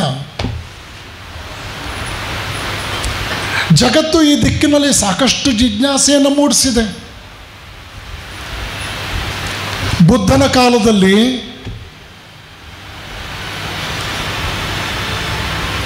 ಒಂದೇ ಒಂದು ಧಾರ್ಮಿಕ ಸಂಸ್ಥೆಯಲ್ಲಿ ಸ್ತ್ರೀ ಪುರುಷರಿಬ್ಬರು ಒಟ್ಟಿಗೆ ಸಾಧನೆ ಮಾಡಬಾರ್ದು ಅನ್ನೋದು ಬುದ್ಧನ ನಿಯಮವಾಗಿತ್ತು. ಸ್ಪಿರಿಚುವಲ್ ಡಿಸಿಪ್ಲಿನ್ ಅಂತ ಒಂದಿದೆ. ಶಿಷ್ಯರೆಲ್ಲ ಕೇಳಿದ್ರು, ಬೇಡ ಬೇಡ, ಸ್ತ್ರೀಯರಿಗೂ ಸನ್ಯಾಸ ಕೊಡಿ, ಅವರು ಸಾಧನೆ ಮಾಡಲಿ, ನಮ್ಮ ಮಠದಲ್ಲೇ ಇದ್ಕೊಳ್ಳಿ, ಅವರು ಆ ಮೂಲೆಯಲ್ಲಿ ಇರಲಿ, ಇವ್ರ ಮೂಲೆಯಲ್ಲಿ ಇರ್ತಾರೆ. ಆದರೆ ಬುದ್ಧ ಹೇಳ್ದ, ಆ ಮೂಲೆ ಈ ಮೂಲೆ ಅನ್ನೋದಲ್ಲ, ಅದು ತಪ್ಪಾಗತ್ತೆ, ಮೂಲೆ ಗುಂಪಾಗ್ತಾರೆ. ಆಮೇಲೆ ಜನ ಕೇಳಲಿಲ್ಲ, ಅವನ ಅನುಯಾಯಿಗಳು ಒತ್ತಾಯ ಮಾಡಿದ್ರು. ಬುದ್ಧನ ಹೆಂಡತಿಗೆ ಬುದ್ಧ ಸನ್ಯಾಸವನ್ನು ಕೊಡಬೇಕಾದ್ರೆ ಅವನು ಹೇಳ್ದ, ನಿಮ್ಮೆಲ್ಲರ ಒತ್ತಾಯಕ್ಕೆ ಕೆಲಸ ನಾನು ಮಾಡ್ತಾ ಇದ್ದೇನೆ, ಆದರೆ ನನ್ನ ಸಾಮ್ರಾಜ್ಯದ ಮೊದಲನೆಯ ಕಂಬ ಇವತ್ತು ಕುಸಿಯಿತು.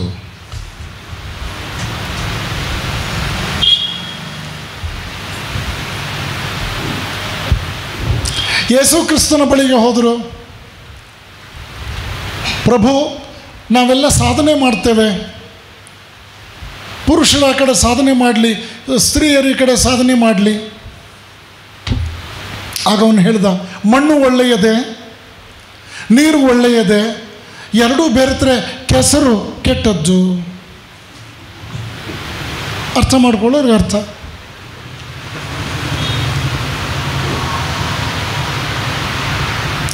ಆದರೆ ಧರ್ಮ ಎಷ್ಟು ಮಟ್ಟಿಗೆ ಆಪ್ಟಮಿಸ್ಟಿಕ್ ಗೊತ್ತಾ? ಇದು ಯಾರನ್ನು ಪಾಪಿಯಾಗಿ ಉಳಿಯೋದಕ್ಕೆ ಬಿಡೋದಿಲ್ಲ. ಗ್ರೇಟೆಸ್ಟ್ ರಿಸಲ್ಟ್ ಆಫ್ ಧರ್ಮ ಏನು ಗೊತ್ತಾ? Curse the sin but not the sinner. Curse the sin but not the sinner. Swami ವಿವೇಕಾನಂದರು ಹಿಮಾಲಯದಲ್ಲಿ ಓಡಾಡ್ತಾ ಇದ್ರು. ತೇಜಸ್ವಿಯಾದ ಒಬ್ಬ ಸನ್ಯಾಸಿ ಅವರಿಗೆ ಎದುರುಗೊಂಡ, ಲೋಕಾಭಿರಾಮವಾಗಿ ಮಾತಾಡ್ತಾ ಇದ್ದರು. ಆತ ವಿವೇಕಾನಂದರನ್ನ ಕೇಳಿದ, ಸ್ವಾಮೀಜಿ ನಿಮಗೆ ಪವಹಾರಿ ಬಾಬಾ ಅವರು ಗೊತ್ತಾ? ಗಾಜಿಪುರ್ ಅಂತ ಒಂದು ಊರು, ಅಲ್ಲಿ ಪವಹಾರಿ ಬಾಬಾ ಅಂತ ದೊಡ್ಡ ಸಂತರು. ಅವರು ಅವತ್ತು ಇಡೀ ಉತ್ತರ ಭಾರತದಲ್ಲಿ ಪ್ರಸಿದ್ಧರಾಗಿದ್ದರು. ನಿಮಗೆ ಆಶ್ಚರ್ಯ ಆಗುತ್ತೆ, ಪವಹಾರಿ ಬಾಬಾ ಮತ್ತು ಭಗವಾನ್ ಶ್ರೀರಾಮಕೃಷ್ಣರು ಸಮಕಾಲೀನರು. ಪವಹಾರಿ ಬಾಬಾ ಅವರ ಕೊಠಡಿಯಲ್ಲಿ ಭಗವಾನ್ ಶ್ರೀರಾಮಕೃಷ್ಣರ ಭಾವಚಿತ್ರ ಇತ್ತು. ಮ್ಯಾಕ್ಸ್ ಮುಲ್ಲರ್ನ ಕೊಠಡಿಯಲ್ಲಿ ಭಗವಾನ್ ಶ್ರೀರಾಮಕೃಷ್ಣರ ಭಾವಚಿತ್ರ ಇತ್ತು. ವಿವೇಕಾನಂದರು ಕೊಲಂಬೋಗೆ ಬಂದಾಗ ಅಲ್ಲಿ ರಾಮಕೃಷ್ಣರ ಭಾವಚಿತ್ರಗಳನ್ನು ಕಂಡರು. ವರ್ಲ್ಡ್ ಆಗಲೇ ಪರಮಹಂಸರನ್ನು ಒಪ್ಕೊಂಡಿತ್ತು, ಮಹಾತ್ಮರು ಅವರೊಬ್ಬ ಅವತಾರ ವರಿಷ್ಠ ಅಂತ ಒಪ್ಕೊಂಡಿತ್ತು. ಪವಹಾರಿ ಬಾಬಾ ಅವರು ನನಗೆ ಗೊತ್ತು, ನಾನು ಅವರ ಆಶೀರ್ವಾದ ಪಡೆದಿದ್ದೇನೆ ಎಂದರು ವಿವೇಕಾನಂದರು. ಪವಹಾರಿ ಬಾಬಾ ಅವರ ಆಶ್ರಮಕ್ಕೆ ಕಳ್ಳನೊಬ್ಬ ಬಂದಿದ್ದಂತೆ, ನಿಮಗೆ ಗೊತ್ತಾ ಅಂದ. ಮಠಕ್ಕೆ ಬರೋರೆಲ್ಲರೂ ಭಕ್ತರು ಅಂತ ನಾವೇನು ಅಂದ್ಕೊಳ್ಳಲ್ಲ. ಎಷ್ಟೋ ಜನ ಹಳೆ ಚಪ್ಪಲಿ ಬಿಟ್ಟು ಹೊಸ ಚಪ್ಪಲಿ ಹಾಕ್ಕೊಂಡು ಹೋಗೋರಿಲ್ವೇ? ಚಪಲಚಿತ್ತರಾದ ಜನ ಚಪ್ಪಲಿ ಎಲ್ಲೆಲ್ಲೋ ಬಿಟ್ಟು ದೇವ್ರ ಮುಂದೆ ಬಂದು ಕೈ ಮುಗಿತಾ ಇದ್ರು ಕೂಡ ಇವರೆಲ್ಲರೂ ಕೂಡ ಚಪ್ಪಲಿ ಚಿತ್ತರಾಗೋದಿಲ್ವೇ? ಸ್ವಲ್ಪ ಒರಟು ಭಾಷೆಯಲ್ಲಿ ಹೇಳಬೇಕು ಅಂದರೆ ಬಾಗಿದವರೆಲ್ಲರೂ ಭಕ್ತರೇ. ಶ್ರೀರಾಮಕೃಷ್ಣರ ಕಾಲದಲ್ಲಿ ಅವರ ಪಾದರಕ್ಷೆಗಳನ್ನೇ ಯಾರೋ ಕದ್ಕೊಂಡು ಹೊರಟೋಗಿದ್ದ. ಶ್ರೀರಾಮಕೃಷ್ಣ ವಚನವೇದದಲ್ಲಿ ಅದರ ದಾಖಲೆ ಇದೆ. ಪೂಜ್ಯ ಸ್ವಾಮಿ ಜಗದಾತ್ಮಾನಂದಜಿಯವರ ಪಾದರಕ್ಷೆಗಳು ಕಣ್ಮರೆಯಾಗಿತ್ತು 20 ವರ್ಷದ ಹಿಂದೆ. ಯಾರೋ ನನ್ನ ಪಾದರಕ್ಷೆ ತೊಗೊಂಡು ಹೋಗ್ಬಿಟ್ಟಿದ್ದಾರಲ್ಲ ಅಂತವರು ಡೈನಿಂಗ್ ಹಾಲ್ನಲ್ಲಿ ನಾವೆಲ್ಲ ಊಟ ಮಾಡಬೇಕಾದ್ರೆ ಹೇಳಿದ್ರು. ಪಕ್ಕದಲ್ಲಿದ್ದ ಸ್ವಾಮಿಗಳು, ಏನು ಯೋಚನೆ ಮಾಡಬೇಡಿ, ಪಾದಪೂಜೆಗೆ ತೊಗೊಂಡು ಹೋಗಿದ್ದಾರೆ ಅನಿಸುತ್ತೆ ಅಂತ ಸಮಾಧಾನ ಮಾಡಿದ್ರು.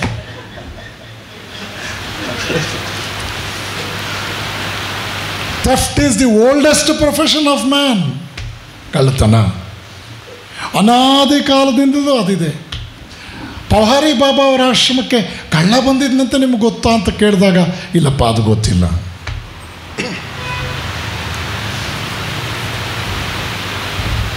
ಎಲ್ಲವನ್ನೂ ಪಬ್ಲಿಕ್ ಮಾಡೋಕ್ಕಾಗೋದಿಲ್ಲ ವಿಚಾರಗಳು.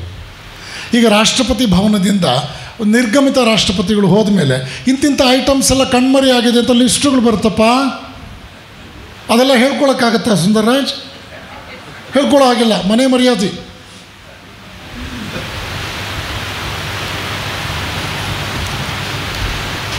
ಆಗ ಆ ತೇಜಸ್ವಿ ಸನ್ಯಾಸಿ ಹೇಳಿದಂತೆ, ಪವಹಾರಿ ಬಾಬಾ ಅವರ ಆಶ್ರಮಕ್ಕೆ ಮಧ್ಯರಾತ್ರಿ ಒಂದು ದಿವಸ ಒಬ್ಬ ಕಳ್ಳ ಬಂದ.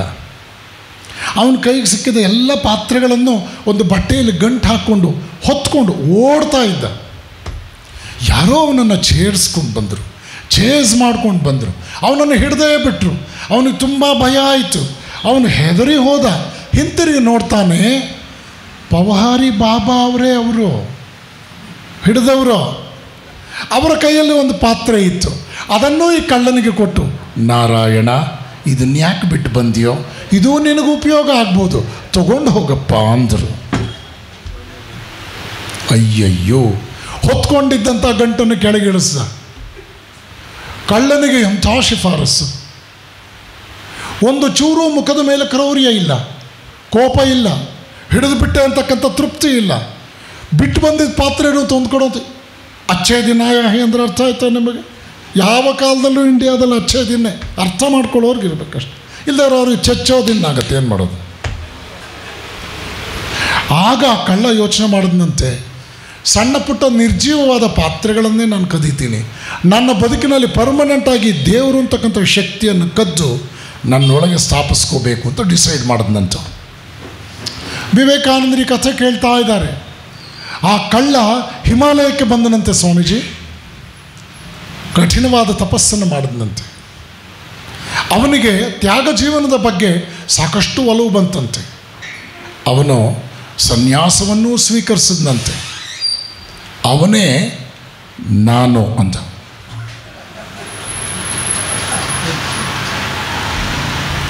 ಇವತ್ತು ಅವನು ನೋಡಿದ್ರೆ ನೀವು ಆಶ್ಚರ್ಯ ಆಗುತ್ತೆ. ವಿವೇಕಾನಂದರೇ ಮಾರು ಹೋಗಿದ್ದಾರೆ ಅವನಿಗೆ. ಆವತ್ತು ರಾತ್ರಿ ತಮ್ಮ ಕೊಠಡಿಗೆ ಬಂದ ವಿವೇಕಾನಂದರು ಒಂದು ಅದ್ಭುತವಾದ ಮಾತನ್ನು ಹೇಳಿದರು. If you say every saint had a past, then every sinner must have a future. ಸಂತನೊಬ್ಬನನ್ನು ಕಂಡಾಗ ನಿಮಗೆ ಅವನ ಹಿಂದಿನ ಜನ್ಮಗಳ ಸಂಸ್ಕಾರ ಬಲದಿಂದ ಅವನಿವತ್ತು ಮಹಾತ್ಮನಾಗಿದ್ದಾನಪ್ಪ ಅಂತ ನೀವು ಹೆಮ್ಮೆ ಪಡೋದಾದರೆ ನೆನಪಿಟ್ಕೊಳ್ಳಿ, ಕಳ್ಳನೂ ಕೂಡ ಮಹಾತ್ಮನಾಗೋದಕ್ಕೆ ಅವಕಾಶ ಇದೆ. ಇದು ಧರ್ಮ. ಮಾನವನೇಕೆ ಧರ್ಮಾವಲಂಬಿ ಆಗಬೇಕು? Curse the sin but not the Sinner.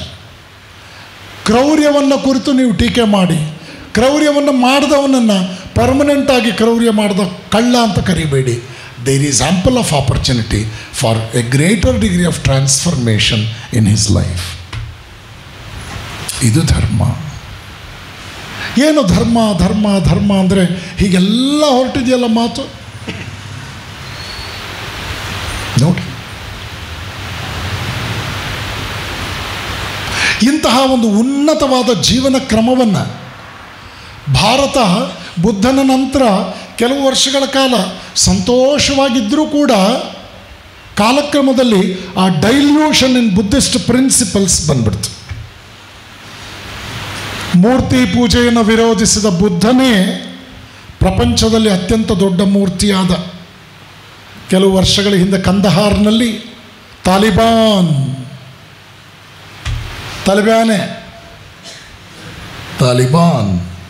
ಹೊಡೆದಾಕಿದ್ರು. The biggest statue in the history of human.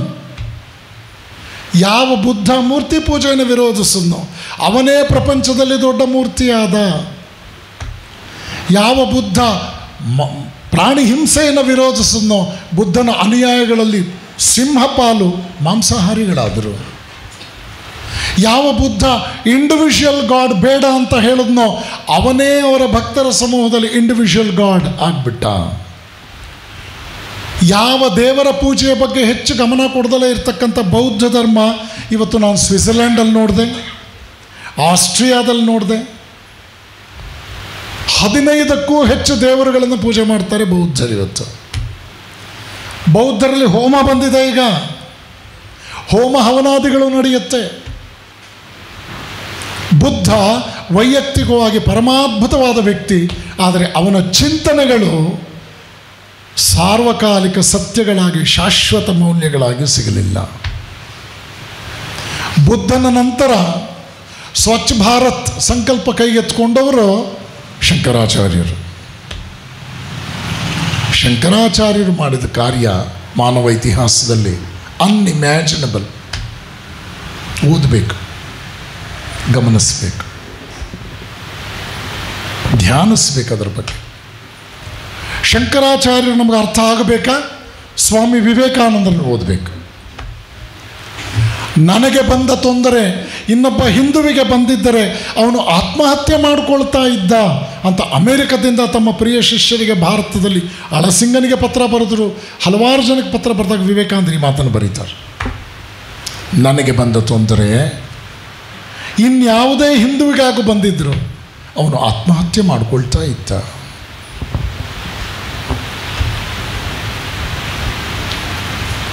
ನನ್ನ ಬದುಕಿನ ಕಡೆಯ 14 ವರ್ಷಗಳಲ್ಲಿ 3 ದಿವಸ ನಾನು ಕಣ್ತುಂಬ ನಿದ್ರೆ ಮಾಡಿದೆ ಅಷ್ಟೇ.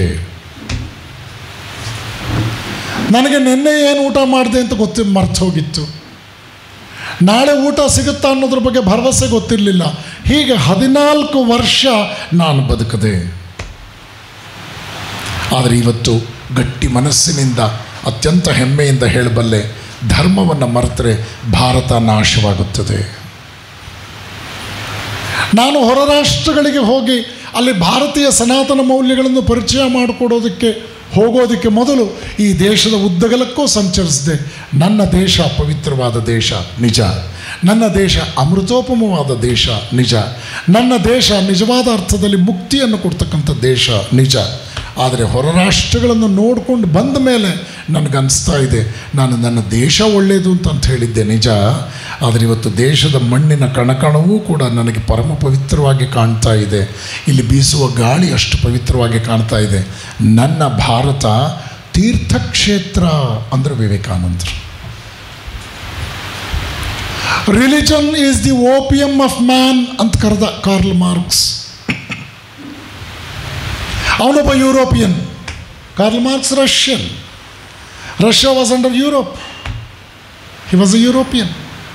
ಯುರೋಪಿನಲ್ಲಿರ್ತಕ್ಕಂಥ ಧಾರ್ಮಿಕ ಸಂಸ್ಥೆಗಳ ಬಗ್ಗೆ ಜನರ ಅಸಮಾಧಾನಗಳನ್ನು ಅವನು ಬಿಂಬಿಸಿದ.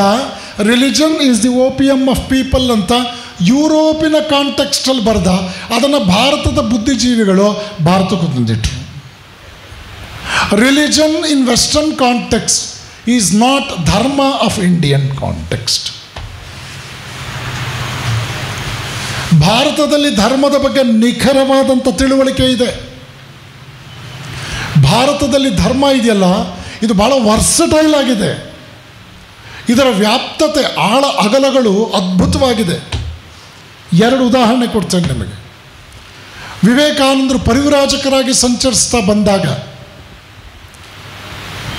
ಹೈದರಾಬಾದಿಗೆ ಬಂದರು. ಹೈದರಾಬಾದಿನ ನೈಜಾಮ್ ವಿವೇಕಾನಂದರಿಗೆ ಅದ್ಭುತವಾದ ರಿಸೆಪ್ಷನ್ ಕೊಟ್ಟ, ಸ್ವಾಗತೋತ್ಸವ. ಮೆಹಬೂಬ್ ಕಾಲೇಜ್ ಹೈದರಾಬಾದ್ನಲ್ಲಿ ವಿವೇಕಾನಂದರು ಉಪನ್ಯಾಸಗಳನ್ನು ಮಾಡಿಸಿದ.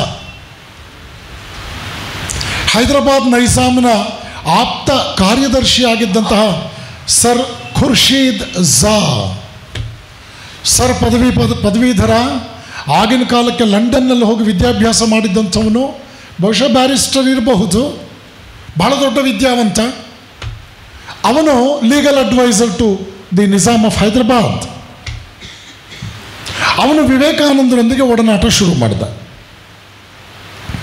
ವಿವೇಕಾನಂದರ ಜೊತೆ ಮಾತನಾಡ್ತಾ ಅವನು ಆತ್ಮೀಯವಾಗಿ ಹೇಳ್ದ, ಸ್ವಾಮೀಜಿ, ನಾನು ನಿಮ್ಮನ್ನು ತುಂಬ ಗೌರವಿಸ್ತೇನೆ, ನಿಮ್ಮ ಅದ್ಭುತವಾದ ಪ್ರಕಾಂಡವಾದ ಪಾಂಡಿತ್ಯಕ್ಕೆ. ನನ್ನ ಕೆಲವು ಸಂಶಯಗಳನ್ನು ನಿಮ್ಮ ಮುಂದೆ ತೆರೆದಿಡ್ತೇನೆ. ನಾನು ಭಾರತದ ಪ್ರತಿಯೊಂದು ಪರಮ ಪವಿತ್ರವಾದ ತೀರ್ಥಕ್ಷೇತ್ರವನ್ನು ಸಂದರ್ಶಿಸಿದ್ದೇನೆ. ಹಿಂದೂ ಧರ್ಮವನ್ನು ಸ್ವಲ್ಪ ಅಧ್ಯಯನ ಮಾಡಿದ್ದೇನೆ. ಆದರೆ ನನಗನ್ಸುತ್ತೆ ಹಿಂದೂ ಧರ್ಮದಲ್ಲಿ ಸೂಪರ್ಸ್ಟಿಷನ್ಸ್ ಜಾಸ್ತಿ. ಹಿಂದೂ ಧರ್ಮದಲ್ಲಿ ನಿಖರತೆ ಇಲ್ಲ. ಮೂಢನಂಬಿಕೆಗಳ ಕಂತೆ, ಕಂದಾಚಾರಗಳ ಗೊಡ್ಡು ಕಂತೆ. ನನಗೆ ನಂಬಿಕೆ ಬರಲಿಲ್ಲ. ನೀವು ಮೂರ್ತಿ ಪೂಜೆ ಮಾಡ್ತೀರಿ, ಅದು ಅವೈಜ್ಞಾನಿಕ. ಹೀಗಾಗಿ ನಿಮಗೊಬ್ಬ ಸಂಸ್ಥಾಪಕ ಇಲ್ಲ. ಮೊನ್ನೆ ವಿಧಾನಸೌಧದಲ್ಲೊಬ್ಬ ಸ್ಕೂಲ್ ಡ್ರಾಪ್ ಔಟು, ಕರೆಕ್ಟಾಗಿ ಕೇಳಿಸ್ಕೊಂಡ್ರೆ, ಹಿಂದೂ ಧರ್ಮಕ್ಕೆ ಯಾರು ಅಪ್ಪ ಅಂತ ಕೇಳಿದ್ದಾನೆ.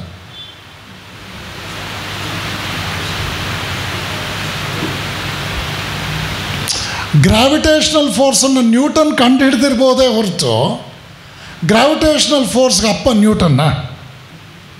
ಕಾಮನ್ ಸೆನ್ಸ್ ಇದೆಯಾ?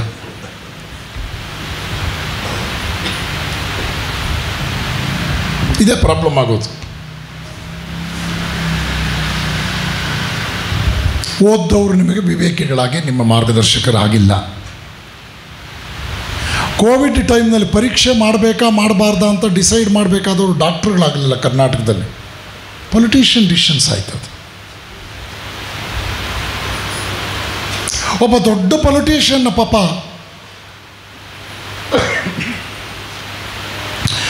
ಬೆಂಗಳೂರಿನಲ್ಲಿ ವಿಕ್ಟೋರಿಯಾ ಹಾಸ್ಪಿಟಲ್ ಕರ್ಕೊಂಡು ಹೋದರು, ನಾವೆಲ್ಲ ವಿದ್ಯಾರ್ಥಿಗಳಾಗ. ಆಗ ಡಾಕ್ಟ್ರು ಪಾಪ ಹೇಳಿದ್ರು, ಡಾಕ್ಟ್ರೇ ಚಿಕ್ಕಸ್ವಾಮಿಯವರೇ, sir this is local anaesthesia, a new invention ಅಂದರು, 1978. ಆಗ ಅಲ್ಲಿ ಭೇಟಿ ಮಾಡಿದ್ದಂಥ ಪೊಲಿಟಿಷಿಯನ್ ಹೇಳ್ದ, yes we must encourage local products ಅಂದ.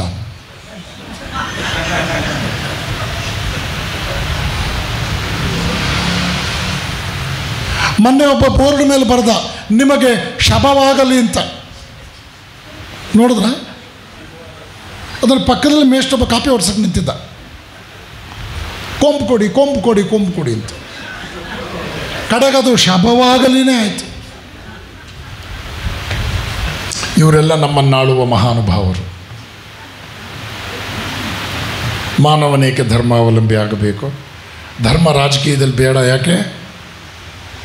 ಕಳಬೇಡ, ಕೊಲಬೇಡ, ಹುಸಿಯ ನುಡಿಯಲು ಬೇಡ, ಅನ್ಯರಿಗೆ ಅಸಹ್ಯ ಪಡಬೇಡ, ತನ್ನ ಬಣ್ಣಿಸಬೇಡ, ಇದರ ಹಳಿಯಲು ಬೇಡ, ಇದೇ ಅಂತರಂಗ ಶುದ್ಧಿ, ಇದೇ ಬಹಿರಂಗ ಶುದ್ಧಿ ಅಂತೆಲ್ಲ ಕೇಳಿದ್ವಿ ಮಹಾತ್ಮರ ಮಾತು. ಇದ್ಯಾವುದೂ ಬೇಡ ಅಂತ ಹೇಳೋ ಬದಲು ರಾಜಕೀಯದಲ್ಲಿ ಧರ್ಮ ಬೇಡ.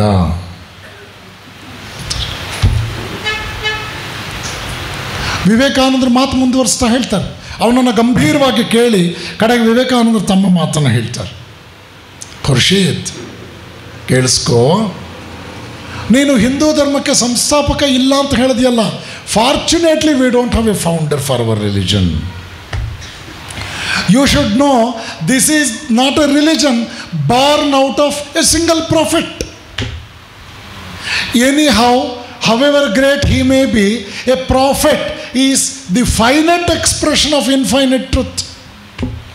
A prophet has got an entry, ultimately an exit to his physical life. However great may be, he cannot escape from death and from the jaws of death God.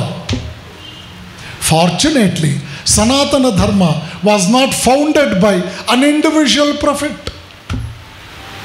ನೆನಪಿಟ್ಕೋ, Hindu ಧರ್ಮದಲ್ಲಿ ವ್ಯಾಸರು ಹುಟ್ಟಿದ್ರು, ವಿಶ್ವಾಮಿತ್ರ ಹುಟ್ಟಿದ, ಯಜ್ಞವಲ್ಕ್ಯ ಹುಟ್ಟಿದ. ಆದರೆ ಅವರೆಲ್ಲರೂ ಹಿಂದೂ ಧರ್ಮದಲ್ಲಿ ಹುಟ್ಟಿದ್ರೆ ಹೊರತು ಅವರಿಂದ ಹಿಂದೂ ಧರ್ಮ ಹುಟ್ಟಲಿಲ್ಲ. ಇವತ್ತು 333 ಕೋಟಿ ದೇವತೆಗಳನ್ನು ಮರೆತೂ ಕೂಡ ಹಿಂದುವಾದವನು ಧಾರ್ಮಿಕವಾಗಿ ಆನಂತರವೂ ಉಳಿಯಬಹುದು. ಇದು ಎಷ್ಟು ವರ್ಸಟೈಲ್ ಧರ್ಮ ಗೊತ್ತಾ? ಮೂರ್ತಿ ಪೂಜೆಯನ್ನು ಗೌರವಿಸುತ್ತದೆ ಮಂಜುಗಡ್ಡೆ, ಮುಂದುವರೆದ ಸಾಧನೆಯನ್ನು ಗೌರವಿಸುತ್ತದೆ ನೀರು, ಮತ್ತು ಮುಂದುವರೆದ ಸಾಧನೆಯನ್ನು ಗೌರವಿಸುತ್ತದೆ ಆವಿ. ಒಂದು ಮೆಟೀರಿಯಲನ್ನು ಅಲಾಟ್ರೋಫಿಕ್ ಫಾರಮ್ಸ್ ಅಂತ ವಿಜ್ಞಾನದಲ್ಲಿ ಬೇರೆ ಬೇರೆ ಸ್ವರೂಪದಲ್ಲಿದ್ದರೂ ಕೂಡ ಅದರ ಕೆಮಿಕಲ್ ಪ್ರಾಪರ್ಟೀಸ್ ಒಂದೇ ಅಂತ ವಿಜ್ಞಾನ ನೀನು ಒಪ್ಪೋದಾದರೆ, ಅಖಂಡ ಸಚ್ಚಿದಾನಂದನು ಬೇರೆ ಬೇರೆ ರೂಪದಲ್ಲಿರೋದ್ರ ಬಗ್ಗೆ ಯಾಕೆ ನಿಮಗೆ ಲಾಜಿಕಲಾಗಿ ಜಸ್ಟಿಫೈ ಆಗೋದಿಲ್ಲ? ಮೂರ್ತಿ ಪೂಜೆ, it is the finite expression of infinite truth. ಇವತ್ತಿಗೂ ಹಿಂದೂ ಧರ್ಮ ಬದುಕಿದೆ ಅಂತಂದರೆ ಕಾರಣ ಇಷ್ಟೇ, ಅದು ತತ್ವಾಧಾರಿತವೇ ಹೊರತು ವ್ಯಕ್ತಿ ಆಧಾರಿತ ಅಲ್ಲ ಅಂತ. ಖುರ್ಷೀದ್ ಝಾ ವಿವೇಕಾನಂದರಿಗೆ ಪರ್ಮನೆಂಟಾಗಿ ಶಿಷ್ಯನಾಗಿ ಉಳಿದ. ವಿವೇಕಾನಂದರು ಅಮೇರಿಕಕ್ಕೆ ಹೋಗೋದಕ್ಕೆ ಮೊದಲು ಅಲ್ಲಿನ ಡಾರ್ವಿನ್ವಾದಿಗಳು, ಅಲ್ಲಿನ ವಿಜ್ಞಾನಿಗಳು, ಅಲ್ಲಿನ ನಾಸ್ತಿಕರು, ಡಾರ್ವಿನ್ವಾದಿಗಳು ಅದ್ಭುತವಾಗಿ ಹೋರಾಡಿದರು. ವಿಜ್ಞಾನಿಗಳು ಯಾರು? ಎಂಥ ವಿಜ್ಞಾನಿಗಳು ಬಂದಿದ್ದರು. ಹಿರಮ್ ಮ್ಯಾಕ್ಸಿಮ್ ಮೆಷಿನ್ ಗನ್ ಕಂಡು ಹಿಡಿದವನು, ನಿಕೋಲಾ ಟೆಸ್ಲಾ ಟ್ಯೂಬ್ಲೈಟ್ ಕಂಡು ಹಿಡಿದವನು, a galaxy of scientist, William Jones. ಎಂತೆಂಥ ಜನ ಓದಬೇಕು, ಓದಿದಾಗ ನಮಗೆ ಅರ್ಥ ಆಗುತ್ತೆ. ಇವರೆಲ್ಲರೂ ಕೂಡ ಒಂದು ಅರ್ಥದಲ್ಲಿ ಅಲ್ಲಿನ ಕ್ರಿಶ್ಚಿಯನ್ ಧಾರ್ಮಿಕರಿಗೆ ನಡುಕ ಉಂಟು ಮಾಡಿಬಿಟ್ಟಿದ್ರು.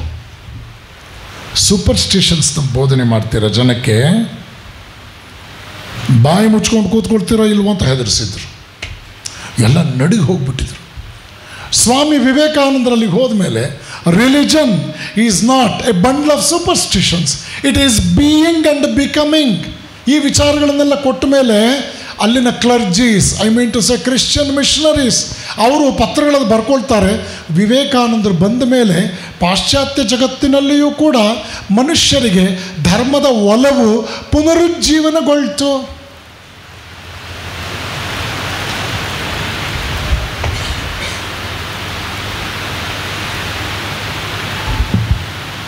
ಸ್ವಾಮಿ ವಿವೇಕಾನಂದರ ಯುವಕನಾಗಿದ್ದಾಗ ಶ್ರೀರಾಮಕೃಷ್ಣ ಪರಮಹಂಸರ ಹತ್ರ ಸಿಕ್ಕಾಪಟ್ಟೆ ವಾದ ಮಾಡಿದ್ರು. ಹರ್ಬರ್ಟ್ ಸ್ಪೆನ್ಸರ್ ಹೇಳ್ತಾನೆ, you cannot see god.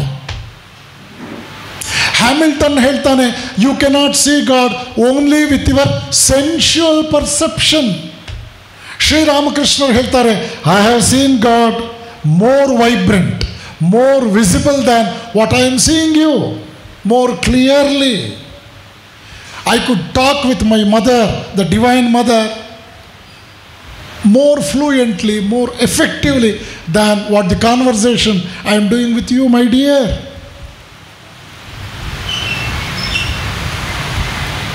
Perception of God is something that is beyond the sense knowledge. ಆವಾಗ ಹ್ಯಾಮಿಲ್ಟನ್ನ ಮಾತು, ಹರ್ಬರ್ಟ್ ಸ್ಪೆನ್ಸರ್ನ ಮಾತು, ರಾಮಕೃಷ್ಣರ ಮಾತು ಕೇಳಿ ನರೇಂದ್ರನಿಗೆ ಅನಿಸ್ತು, ನಾನು ಖಂಡಿತವಾಗಿಯೂ ವಿಸ್ಡಮನ್ನು ಗೌರವಿಸ್ತೇನೆ, ಆದರೆ ಇಂಟೆಲಿಜೆನ್ಸ್ ಅನ್ನೋದು ಬಹಳ ಇಂಪಾರ್ಟೆಂಟು ಅಂದ ಅವನು. ಆಗ ರಾಮಕೃಷ್ಣರು ಹೇಳಿದ್ರು, ನಿನಗೆ ದೇವರ ದರ್ಶನ ಆಗೋದಕ್ಕೆ ಭಾಳ ದೊಡ್ಡ ಪ್ರತಿಬಂಧಕ ಏನು ಗೊತ್ತಾ, ನಿನ್ನ ಈ ವಿಪರೀತವಾದ ಬುದ್ಧಿನೇ. ಅತಿ ಬುದ್ಧಿವಂತ ಅಂತ ನಾವು ಕೇಳಿದ್ದೀವಿ, ಮುಂದೆ ನಿಮಗೆ ಗೊತ್ತಿದೆ. ಆಗ ಶ್ರೀರಾಮಕೃಷ್ಣರು ಹೇಳ್ತಾರೆ ನರೇಂದ್ರನಿಗೆ, ಸ್ವಲ್ಪ ವಿವೇಕ ಚೂಡಾಮಣಿಯನ್ನು ಓದು, ಉಪನಿಷತ್ತುಗಳನ್ನು ಓದು, ನಿನಗೆಲ್ಲ ಅರ್ಥ ಆಗುತ್ತೆ. ಇದರಲ್ಲಿ ಪ್ರಾಮಾಣಿಕನಾಗಿ ತೊಡಗಿಸ್ಕೊಂಡ ನರೇಂದ್ರ. ಅವನಿಗೆ ಬುದ್ಧನ ಅದ್ಭುತವಾದ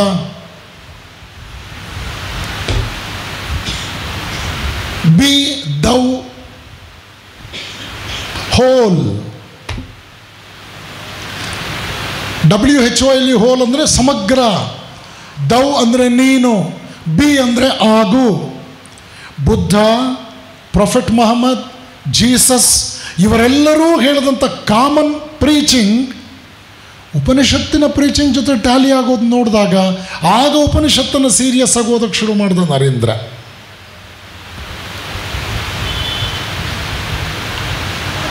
ಈ ನರೇಂದ್ರ ಎಷ್ಟರ ಮಟ್ಟಿಗೆ ಆ ಉಪನಿಷತ್ತಿನ ವಿಚಾರಗಳನ್ನು, ಗೀತೆಯ ವಿಚಾರಗಳನ್ನು, ಭಾರತೀಯ ಸನಾತನ ಪರಂಪರೆಯ ಹಿನ್ನೆಲೆಯನ್ನು ಓದ್ಕೊಂಡು ಎಷ್ಟು ಎಷ್ಟು ಎಷ್ಟು ತತ್ವದ ಸಾಕಾರ ಮೂರ್ತಿಯಾದ ಅಂದರೆ ಇಡೀ ಪಾಶ್ಚಾತ್ಯ ಜಗತ್ತನ್ನು ತನ್ನ ಮುಷ್ಟಿಯಲ್ಲಿ ಹಿಡ್ಕೊಂಡ. 8 ದೇಶಗಳಲ್ಲಿ ವಿವೇಕಾನಂದರು ಓಡಾಡಿದ್ದರು. ನೀವು ನಯಾಗರ ಫಾಲ್ಸ್ಗೆ ಹೋಗಿರೋರು ಯಾರಾದರೂ ಇದ್ದೀರಲ್ಲ, ಕೈಲಿ ಇದ್ದೇ ಇರ್ತೀರಿ. ನಯಾಗರ ಫಾಲ್ಸ್ ನೋಡಿರೋರ್ಗೊಂದು ಪ್ರಶ್ನೆ ನಂದು, ನಿಕೋಲಾ ಟೆಸ್ಲಾ ಸ್ಟ್ಯಾಚ್ಯೂ ನೋಡಿದ್ದೀರಾ ಅಲ್ಲಿ? ಇಲ್ಲ, ನೋಡಿಲ್ಲ. ನಾನು ನೋಡಿದ್ದೀನಿ. ಅದನ್ನು ಯಾಕೆ ಅಭಿಮಾನವಾಗಿ ಹೇಳ್ತೀನಿ ಅಂದರೆ, ನಿಕೋಲಾ ಟೆಸ್ಲಾ ವಿವೇಕಾನಂದರ ಶಿಷ್ಯ. ಈಗ ನಿಮ್ಮ ಟೆಸ್ಲಾ ಕಾರು ಅಂತೆಲ್ಲ ಬರ್ತಾ ಇದೆಯಲ್ಲ, ನಾನು ಬರ್ತೀನಿ ಭಾಳ ಚೆನ್ನಾಗಿದೆ. ಅಮೆರಿಕದಲ್ಲಿ ಓಡಾಡಿದೆ ನಾನು, ತುಂಬ ಚೆನ್ನಾಗಿದೆ, ಧೈರ್ಯವಾಗಿ ತೊಗೋಬೋದು. ಆ ಟೆಸ್ಲಾ ಹೆಸರೇ ಬಂತು ಈ ಕಂಪನಿ, ನಿಕೋಲಾ ಟೆಸ್ಲಾ. ಐನ್ಸ್ಟೀನ್ನ ಕಾಂಟೆಂಪರರಿ.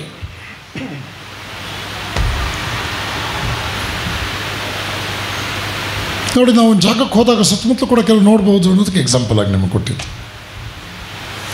ಆಕ್ಸ್ಫರ್ಡಿಗೆ ಹೋದೆ ನಾನು, upon invitation. Nirbhayananda ji, myself and Paramananda ji had an invitation in Oxford in the centre for Hindu studies.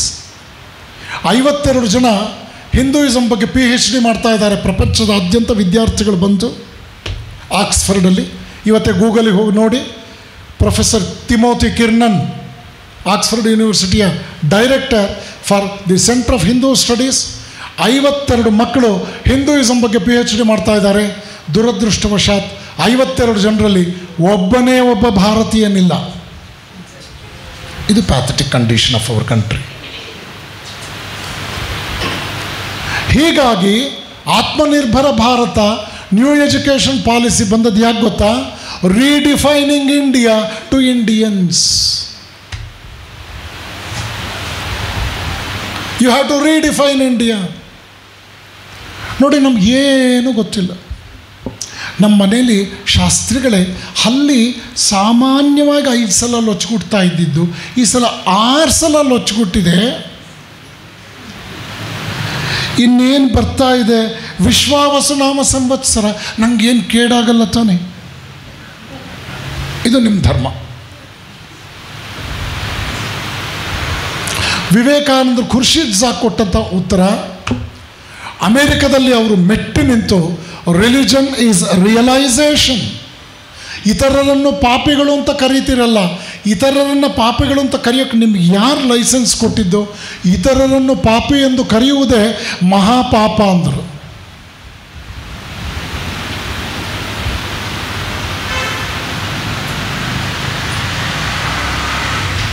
ಧರ್ಮ ಪ್ರಚಾರ ಅಷ್ಟು ಸುಲಭ ಅಲ್ಲ.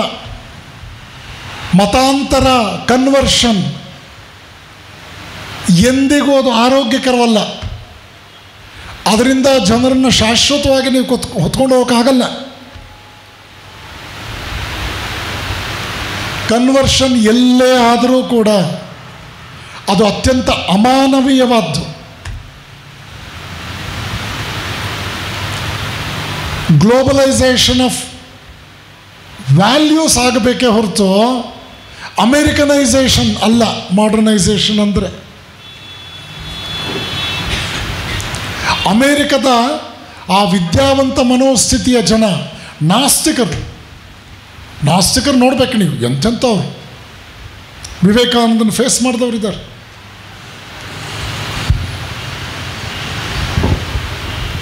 ಎಷ್ಟು ಚೆನ್ನಾಗಿ ಅವ್ರನ್ನೆಲ್ಲ ಗೆದ್ದರು ವಿವೇಕಾನಂದರು. ವಿಜ್ಞಾನಿಗಳನ್ನು ಹೇಗೆ ಗೆದ್ದರು. ಮೋನಿಯರ್ ವಿಲಿಯಮ್ಸ್ ಅಂತ ಒಬ್ಬ ಇದ್ದ, ಏಷ್ಯಾಟಿಕ್ ಸೊಸೈಟಿ ಆಫ್ ಇಂಡಿಯಾದ ಪ್ರೆಸಿಡೆಂಟ್ ಆಗಿದ್ದ. ಅವನು ಹಿಂದೂ ಧರ್ಮವನ್ನೆಲ್ಲ ಓದಿ ಕಡೆಗೆ ಬರೀತಾನೆ, ನನ್ನ ಆತ್ಮಸಾಕ್ಷಿಯ ಮಾತೇನೆಂದರೆ ಜಗತ್ತಿನ ಎಲ್ಲ ಧರ್ಮಗಳು ಹಿಂದೂ ಧರ್ಮದ ಶಿಶುಗಳು. ಇಲ್ಲಿ ಭಕ್ತಿಯೋಗ ಇದೆ, ಜ್ಞಾನಯೋಗ ಇದೆ, ಕರ್ಮಯೋಗ ಇದೆ, ರಾಜಯೋಗ ಇದೆ. ಮತ್ತೊಂದು ನನಗೆ ಆತ್ಮಸಾಕ್ಷಿಯ ಮಾತೇನು ಅಂದರೆ ಹಿಂದೂ ಧರ್ಮಕ್ಕೆ ಮತಾಂತರ ಕಾರ್ಯ ಮಾಡುವಂತಹ ದರ್ದು ಇಲ್ಲ. ಅದು ಯಾವುದೋ ವಿಚಾರಗಳ ಮೂಲಕ ಕೃತಕವಾಗಿ ರಾಜಕೀಯವಾಗಿ ತನ್ನ ಸಂಖ್ಯೆಯನ್ನು ಹೆಚ್ಚಿಸಿಕೊಳ್ಬೇಕಾದ ಅನಿವಾರ್ಯತೆ ಇಲ್ಲ. ಅದು ಯಾವತ್ತೂ ಕ್ಲಾಸ್, ಅದು ಮಾಸನ್ನು ಆಳಬಲ್ಲದು. ಹಿಂದೂಯಿಸಮ್ ಅಂತಕ್ಕಂಥದ್ದು ಕ್ಲಾಸ್ ಅಂತ ಅವನು. ಏಷ್ಯಾಟಿಕ್ ಸೊಸೈಟಿ ಆಫ್ ಇಂಡಿಯಾದ ಅಧ್ಯಕ್ಷ ಬರ್ತಾ ಇದ್ದನು.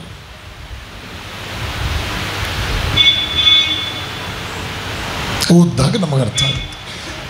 ಇಲ್ಲ ಯಾರೋ ಒಬ್ಬ ಬುದ್ಧಿಜೀವಿ ಏನೋ ಹೇಳ್ಬಿಡ್ತಾನೆ, ಅದನ್ನೊಂದು 4 ಪತ್ರಿಕೆ ಅವ್ರು ಫಿಲಪ್ ದಿ ಬ್ಲ್ಯಾಂಕ್ಸ್ ಅವತ್ತಿನ ಸುದ್ದಿ ಫಿಲಪ್ ಮಾಡಿಬಿಡ್ತಾರೆ. ಇನ್ನು ನಿಮ್ಮ ಟಿ ವಿಗಳ ಬಗ್ಗೆ ಹೇಳಬೇಕಾದ್ದೇ ಇಲ್ಲ. ಟಿ ವಿಗಳನ್ನು ನೀವು ನೋಡಿ ನೋಡಿ ನೋಡಿ ಇದ್ಬದ್ದ ಅಲ್ಪ ಸ್ವಲ್ಪ ಟಿ ವಿನೋ ಹೊರಟೋಯ್ತು. ಮೊದಲು ಟಿ ವಿ ಇತ್ತು.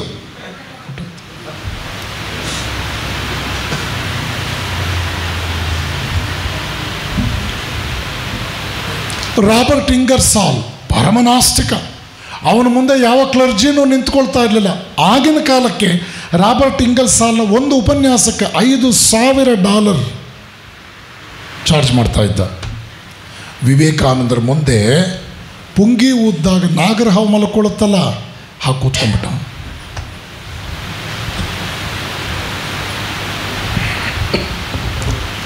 ಮ್ಯಾಕ್ಸ್ ಮುಲ್ಲರ್ ಅಷ್ಟು ವಿನೀತವಾಗಿ ನಡ್ಕೊಂಡ ವಿವೇಕಾನಂದರ ಮುಂದೆ.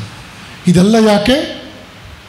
ಧರ್ಮ ಪ್ರತಿನಿಧಿಯೊಬ್ಬ ಜಗತ್ತನ್ನು ಹೇಗೆ ಆಳಬಲ್ಲ, ಅದು ಭೀತಿಯಿಂದಲ್ಲ ಪ್ರೀತಿಯಿಂದ, ಕ್ರೌರ್ಯದಿಂದಲ್ಲ ಪ್ರೀತಿಯಿಂದ.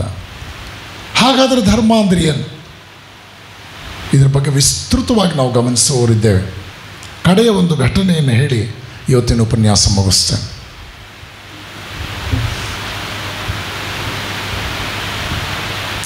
ಜಾನ್ ಡ್ರೂಟನ್ ಅಮೆರಿಕ ಕಂಡಂತಹ ಸುಪ್ರಸಿದ್ಧ ನಾಟಕಕಾರ.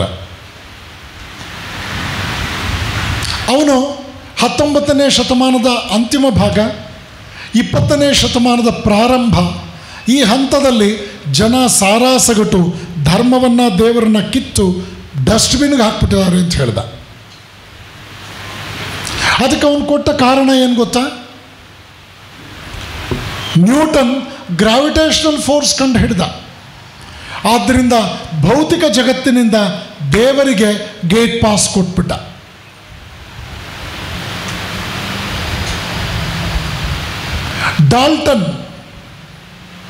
ಡಾರ್ವಿನ್ ಹ್ಯೂಮನ್ ಎವಲ್ಯೂಷನ್ ಬಗ್ಗೆ ಮಾತನಾಡ್ದ. ಜೈವಿಕ ಪ್ರಪಂಚದಿಂದ ದೇವರಿಗೆ ಸೆಂಡ್ ಆಫ್ ಕೊಟ್ಟ. ಸಿಗ್ಮಂಡ್ ಫ್ರಾಯ್ಡ್ ಸೈಕಾಲಜಿಯಲ್ಲಿ ಅದ್ವಿತೀಯವಾದದನ್ನು ಕೊಟ್ಟು ಹ್ಯೂಮನ್ ಸೈಕೆಯಿಂದ ದೇವರನ್ನ ಕಿತ್ತು ಆಚೆಗೆ ಬಿಸಾಕ್ಬಿಟ್ಟ. Physical world, mental world, intellectual ವರ್ಲ್ಡಲ್ಲಿ ದೇವರಿಗೆ ಜಾಗ ಇಲ್ಲದಂತೆ ಮಾಡಿರೋದ್ರಿಂದ ದೇವರ ಅವಶ್ಯಕತೆ ಇಲ್ಲ ಅಂತ ಘೋಷಿಸ್ಬಿಟ್ಟ.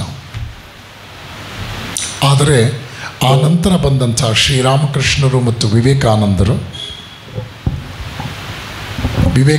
ಮೂಲಕ ರಾಮಕೃಷ್ಣರು ಮಾಡಿದಂಥ ಅದ್ಭುತವಾದ ಕಾರ್ಯ ಇಡೀ ಜಗತ್ತಿನಲ್ಲಿ ಧರ್ಮದ ಪುನರುಜ್ಜೀವನಕ್ಕೆ ನಾಂದಿಯಾಯಿತು.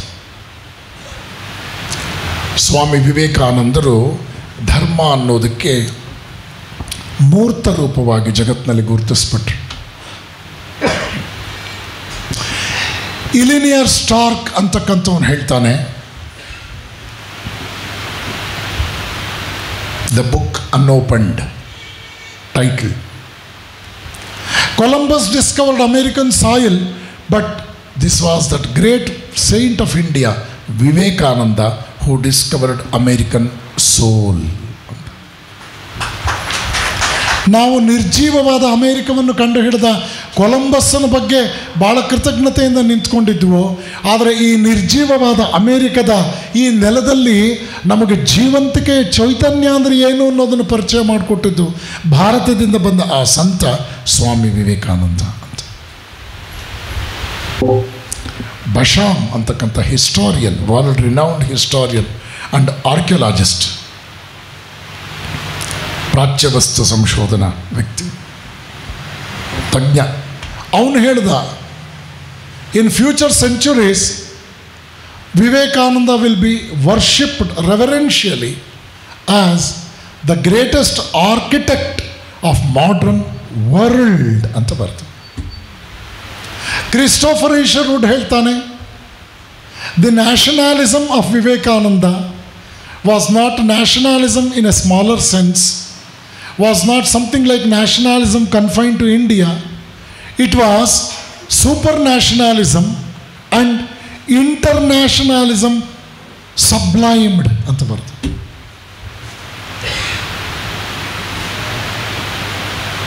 1993 ವಿಶ್ವಸಂಸ್ಥೆ ಏರ್ಪಾಡು ಮಾಡಿದ್ದಂತಹ ಚಿಕಾಗೋ ಉಪನ್ಯಾಸದ ಶತಮಾನೋತ್ಸವದಲ್ಲಿ ಫೆಡೆರಿಕೋ ಮೇಯರ್, ವಿಶ್ವಸಂಸ್ಥೆಯ ಜನರಲ್ ಸೆಕ್ರೆಟರಿ, ಡೈರೆಕ್ಟರ್ ಜನರಲ್, ಆತ ಹೇಳ್ತಾನೆ, ನಾವು ವಿಶ್ವಸಂಸ್ಥೆಯಲ್ಲಿ ಮಾಡಿರ್ತಕ್ಕಂಥ ಮೆಮೊರಾಂಡಮ್ ಆಫ್ ಅಸೋಸಿಯೇಷನಲ್ಲಿ ಸಿಂಹಪಾಲು 50 ವರ್ಷದ ಹಿಂದೆಯೇ ವಿವೇಕಾನಂದರು ರಾಮಕೃಷ್ಣ ಮಿಷನ್ನಿನ ಆ ಏಮ್ಸ್ ಆ್ಯಂಡ್ ಆಬ್ಜೆಕ್ಟಿವ್ಸ್ನಲ್ಲಿ ಮಾಡಿದ್ರಲ್ಲ, ಅದಕ್ಕೆ ತಾಳೆ ಆಗುತ್ತೆ. ವಿವೇಕಾನಂದರು ನಾವು ಅನುಸರಿಸಿದ್ದಿದ್ರೆ 2 ವಿಶ್ವ ಯುದ್ಧಗಳು ಆಗಲೇಬೇಕಾಗಿರಲಿಲ್ಲ ಅಂತ. ಆ ರೀತಿಯಲ್ಲಿ ಅಧ್ಯಯನ ಮಾಡಿದಾಗ ನಮಗೆ ಅರ್ಥ ಆಗುತ್ತೆ.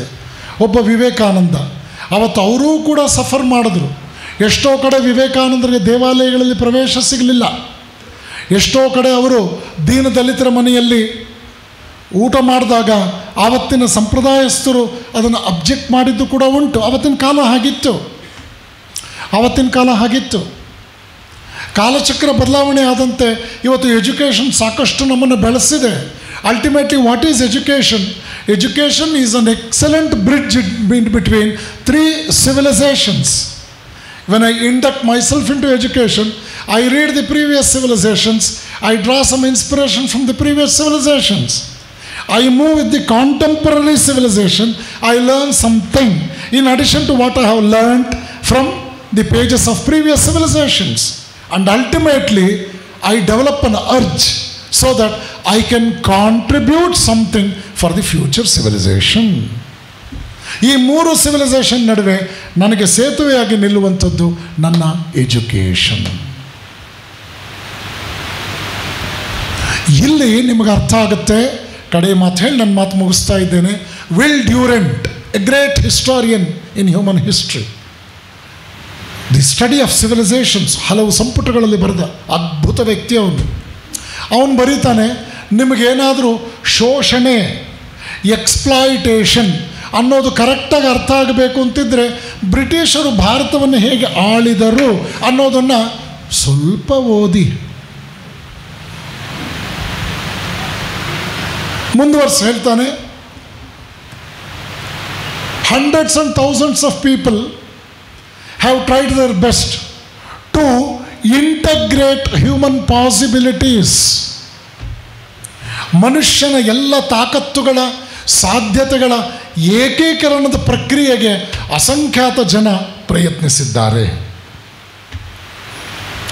The greatest revolution in human history is enlightenment of mind and improvement of character. ಮನುಷ್ಯ ಸಂತತಿಯಲ್ಲಿ ನಿಜವಾದ ಕ್ರಾಂತಿ ಅಂತಂದರೆ ಮನಸ್ಸಿಗೆ ಉನ್ನತವೂ ಉದಾತ್ತವೂ ಆದ ಚಿಂತನೆಗಳನ್ನು ಕೊಡೋದು, ಶ್ರೇಷ್ಠವಾದ ಚಿಂತನೆಗಳನ್ನು ಕೊಡೋದು ಮತ್ತು ಮನುಷ್ಯನ ಚಾರಿತ್ರ್ಯವನ್ನು ನಿರಂತರವಾಗಿ ಸುಧಾರಿಸುತ್ತಾ ಸಾಗುವುದು. ಮೂರನೇ ವಾಕ್ಯ ಹೇಳ್ತಾನೆ, the greatest revolutionaries are philosophers and saints. ನಿಜವಾದ ಕ್ರಾಂತಿಕಾರರು ಬೇರೆಯವರೆಲ್ಲ ದೊಡ್ಡ ದೊಡ್ಡ ಹೆಸರುಗಳು ನೀವು ಹೇಳ್ತೀರಲ್ಲ ಅವರಲ್ಲ. ನಿಜವಾದ ಕ್ರಾಂತಿಕಾರರು ಅಂತಂದರೆ ತತ್ವಜ್ಞಾನಿಗಳು ಮತ್ತು ಸಂತರು. ಭಾರತವನ್ನು ಕಟ್ಟಿದ್ದು ತತ್ವಜ್ಞಾನಿಗಳು, ಭಾರತವನ್ನು ಕಟ್ಟಿದ್ದು ಸಂತರು. ಆದ್ದರಿಂದಲೇ ಭಾರತ ಇವತ್ತಿಗೂ ಕೂಡ ಉಳಿದಿದೆ. ವಾಣಿಜ್ಯದಿಂದ ಅಮೇರಿಕ ಬದುಕಿದೆ, ರಾಜಕೀಯದಿಂದ ಬ್ರಿಟನ್ ಬದುಕಿತ್ತು, ತಾಂತ್ರಿಕತೆಯಿಂದ ಜಪಾನ್ ಉಳಿಯಿತು. ಭಾರತ ಧರ್ಮದಿಂದ ಬದುಕಿದೆ. ಅಮೇರಿಕದಿಂದ ವಾಪಸ್ ಬಂದ ಮೇಲೆ ವಿವೇಕಾನಂದರು ಒಂದು ಉಪನ್ಯಾಸದಲ್ಲಿ ಹೇಳ್ತಾರೆ,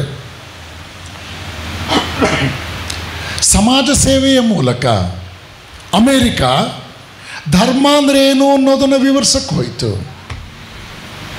ರಾಜಕೀಯ ರೀತಿ ನೀತಿಗಳ ಮೂಲಕ ಇಂಗ್ಲೆಂಡ್ ಧರ್ಮದ ಅವಶ್ಯಕತೆ ಏನು ಅನ್ನೋದನ್ನ ವಿವರಿಸಕ್ಕೆ ಹೋಯಿತು. ಆದರೆ ಭಾರತ ಧರ್ಮದ ಮೂಲಕ ಸಮಾಜ ಸೇವೆಯನ್ನು ವಿವರಿಸ್ತು, ರಾಜಕೀಯವನ್ನು ವಿವರಿಸ್ತು, ತಾಂತ್ರಿಕತೆಯನ್ನು ವಿವರಿಸ್ತು, ಸರ್ವವನ್ನು ವಿವರಿಸ್ತು. ಆದ್ದರಿಂದ ಭಾರತದ ಬೆನ್ನೆಲುಬು ಧರ್ಮ. ಮಾನವನೇಕ ಧರ್ಮಾವಲಂಬಿ ಆಗಬೇಕು.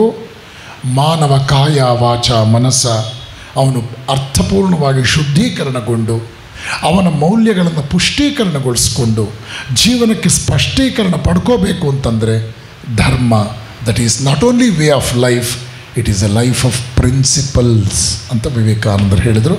ಇದನ್ನೇ ಇತ್ತೀಚಿನ ವರ್ಷಗಳಲ್ಲಿ ರಾಷ್ಟ್ರಕವಿ ಕುವೆಂಪು ಅವರು ಕವಿ ಋಷಿ ಸಂತರ ಆದರ್ಶದಲ್ಲಿ ಸರ್ವೋದಯವಾಗಲಿ ಸರ್ವರಲಿ ಅಂತ ಬರೆದರು. ಈ ಮಾತುಗಳನ್ನು ಅವಲೋಕನ ಮಾಡೋಣ. ಮಾನವನೇಕ ಧರ್ಮಾವಲಂಬಿ ಆಗಬೇಕು. ಮುಂದಿನ ಭಾಗ ನಾಳೆ ದಿವಸ ಗಮನಿಸೋಣ ಅಂತ ಹೇಳ್ತಾ ನಿಮ್ಮೆಲ್ಲರಿಗೂ ಶುಭವನ್ನು ಕೋರಿ ಈ ವಾಕ್ಪುಷ್ಪಗಳನ್ನು ಭಗವಾನ್ ಶ್ರೀರಾಮಕೃಷ್ಣರ ಪರಮ ಪವಿತ್ರ ಪಾದಪದ್ಮಗಳಲ್ಲಿ ಸಮರ್ಪಿಸ್ತಾ ಇದ್ದೇನೆ. ಹರಿ ಓಂ ತತ್ಸತ್. ಶ್ರೀರಾಮಕೃಷ್ಣಾರ್ಪಣಮಸ್ತು.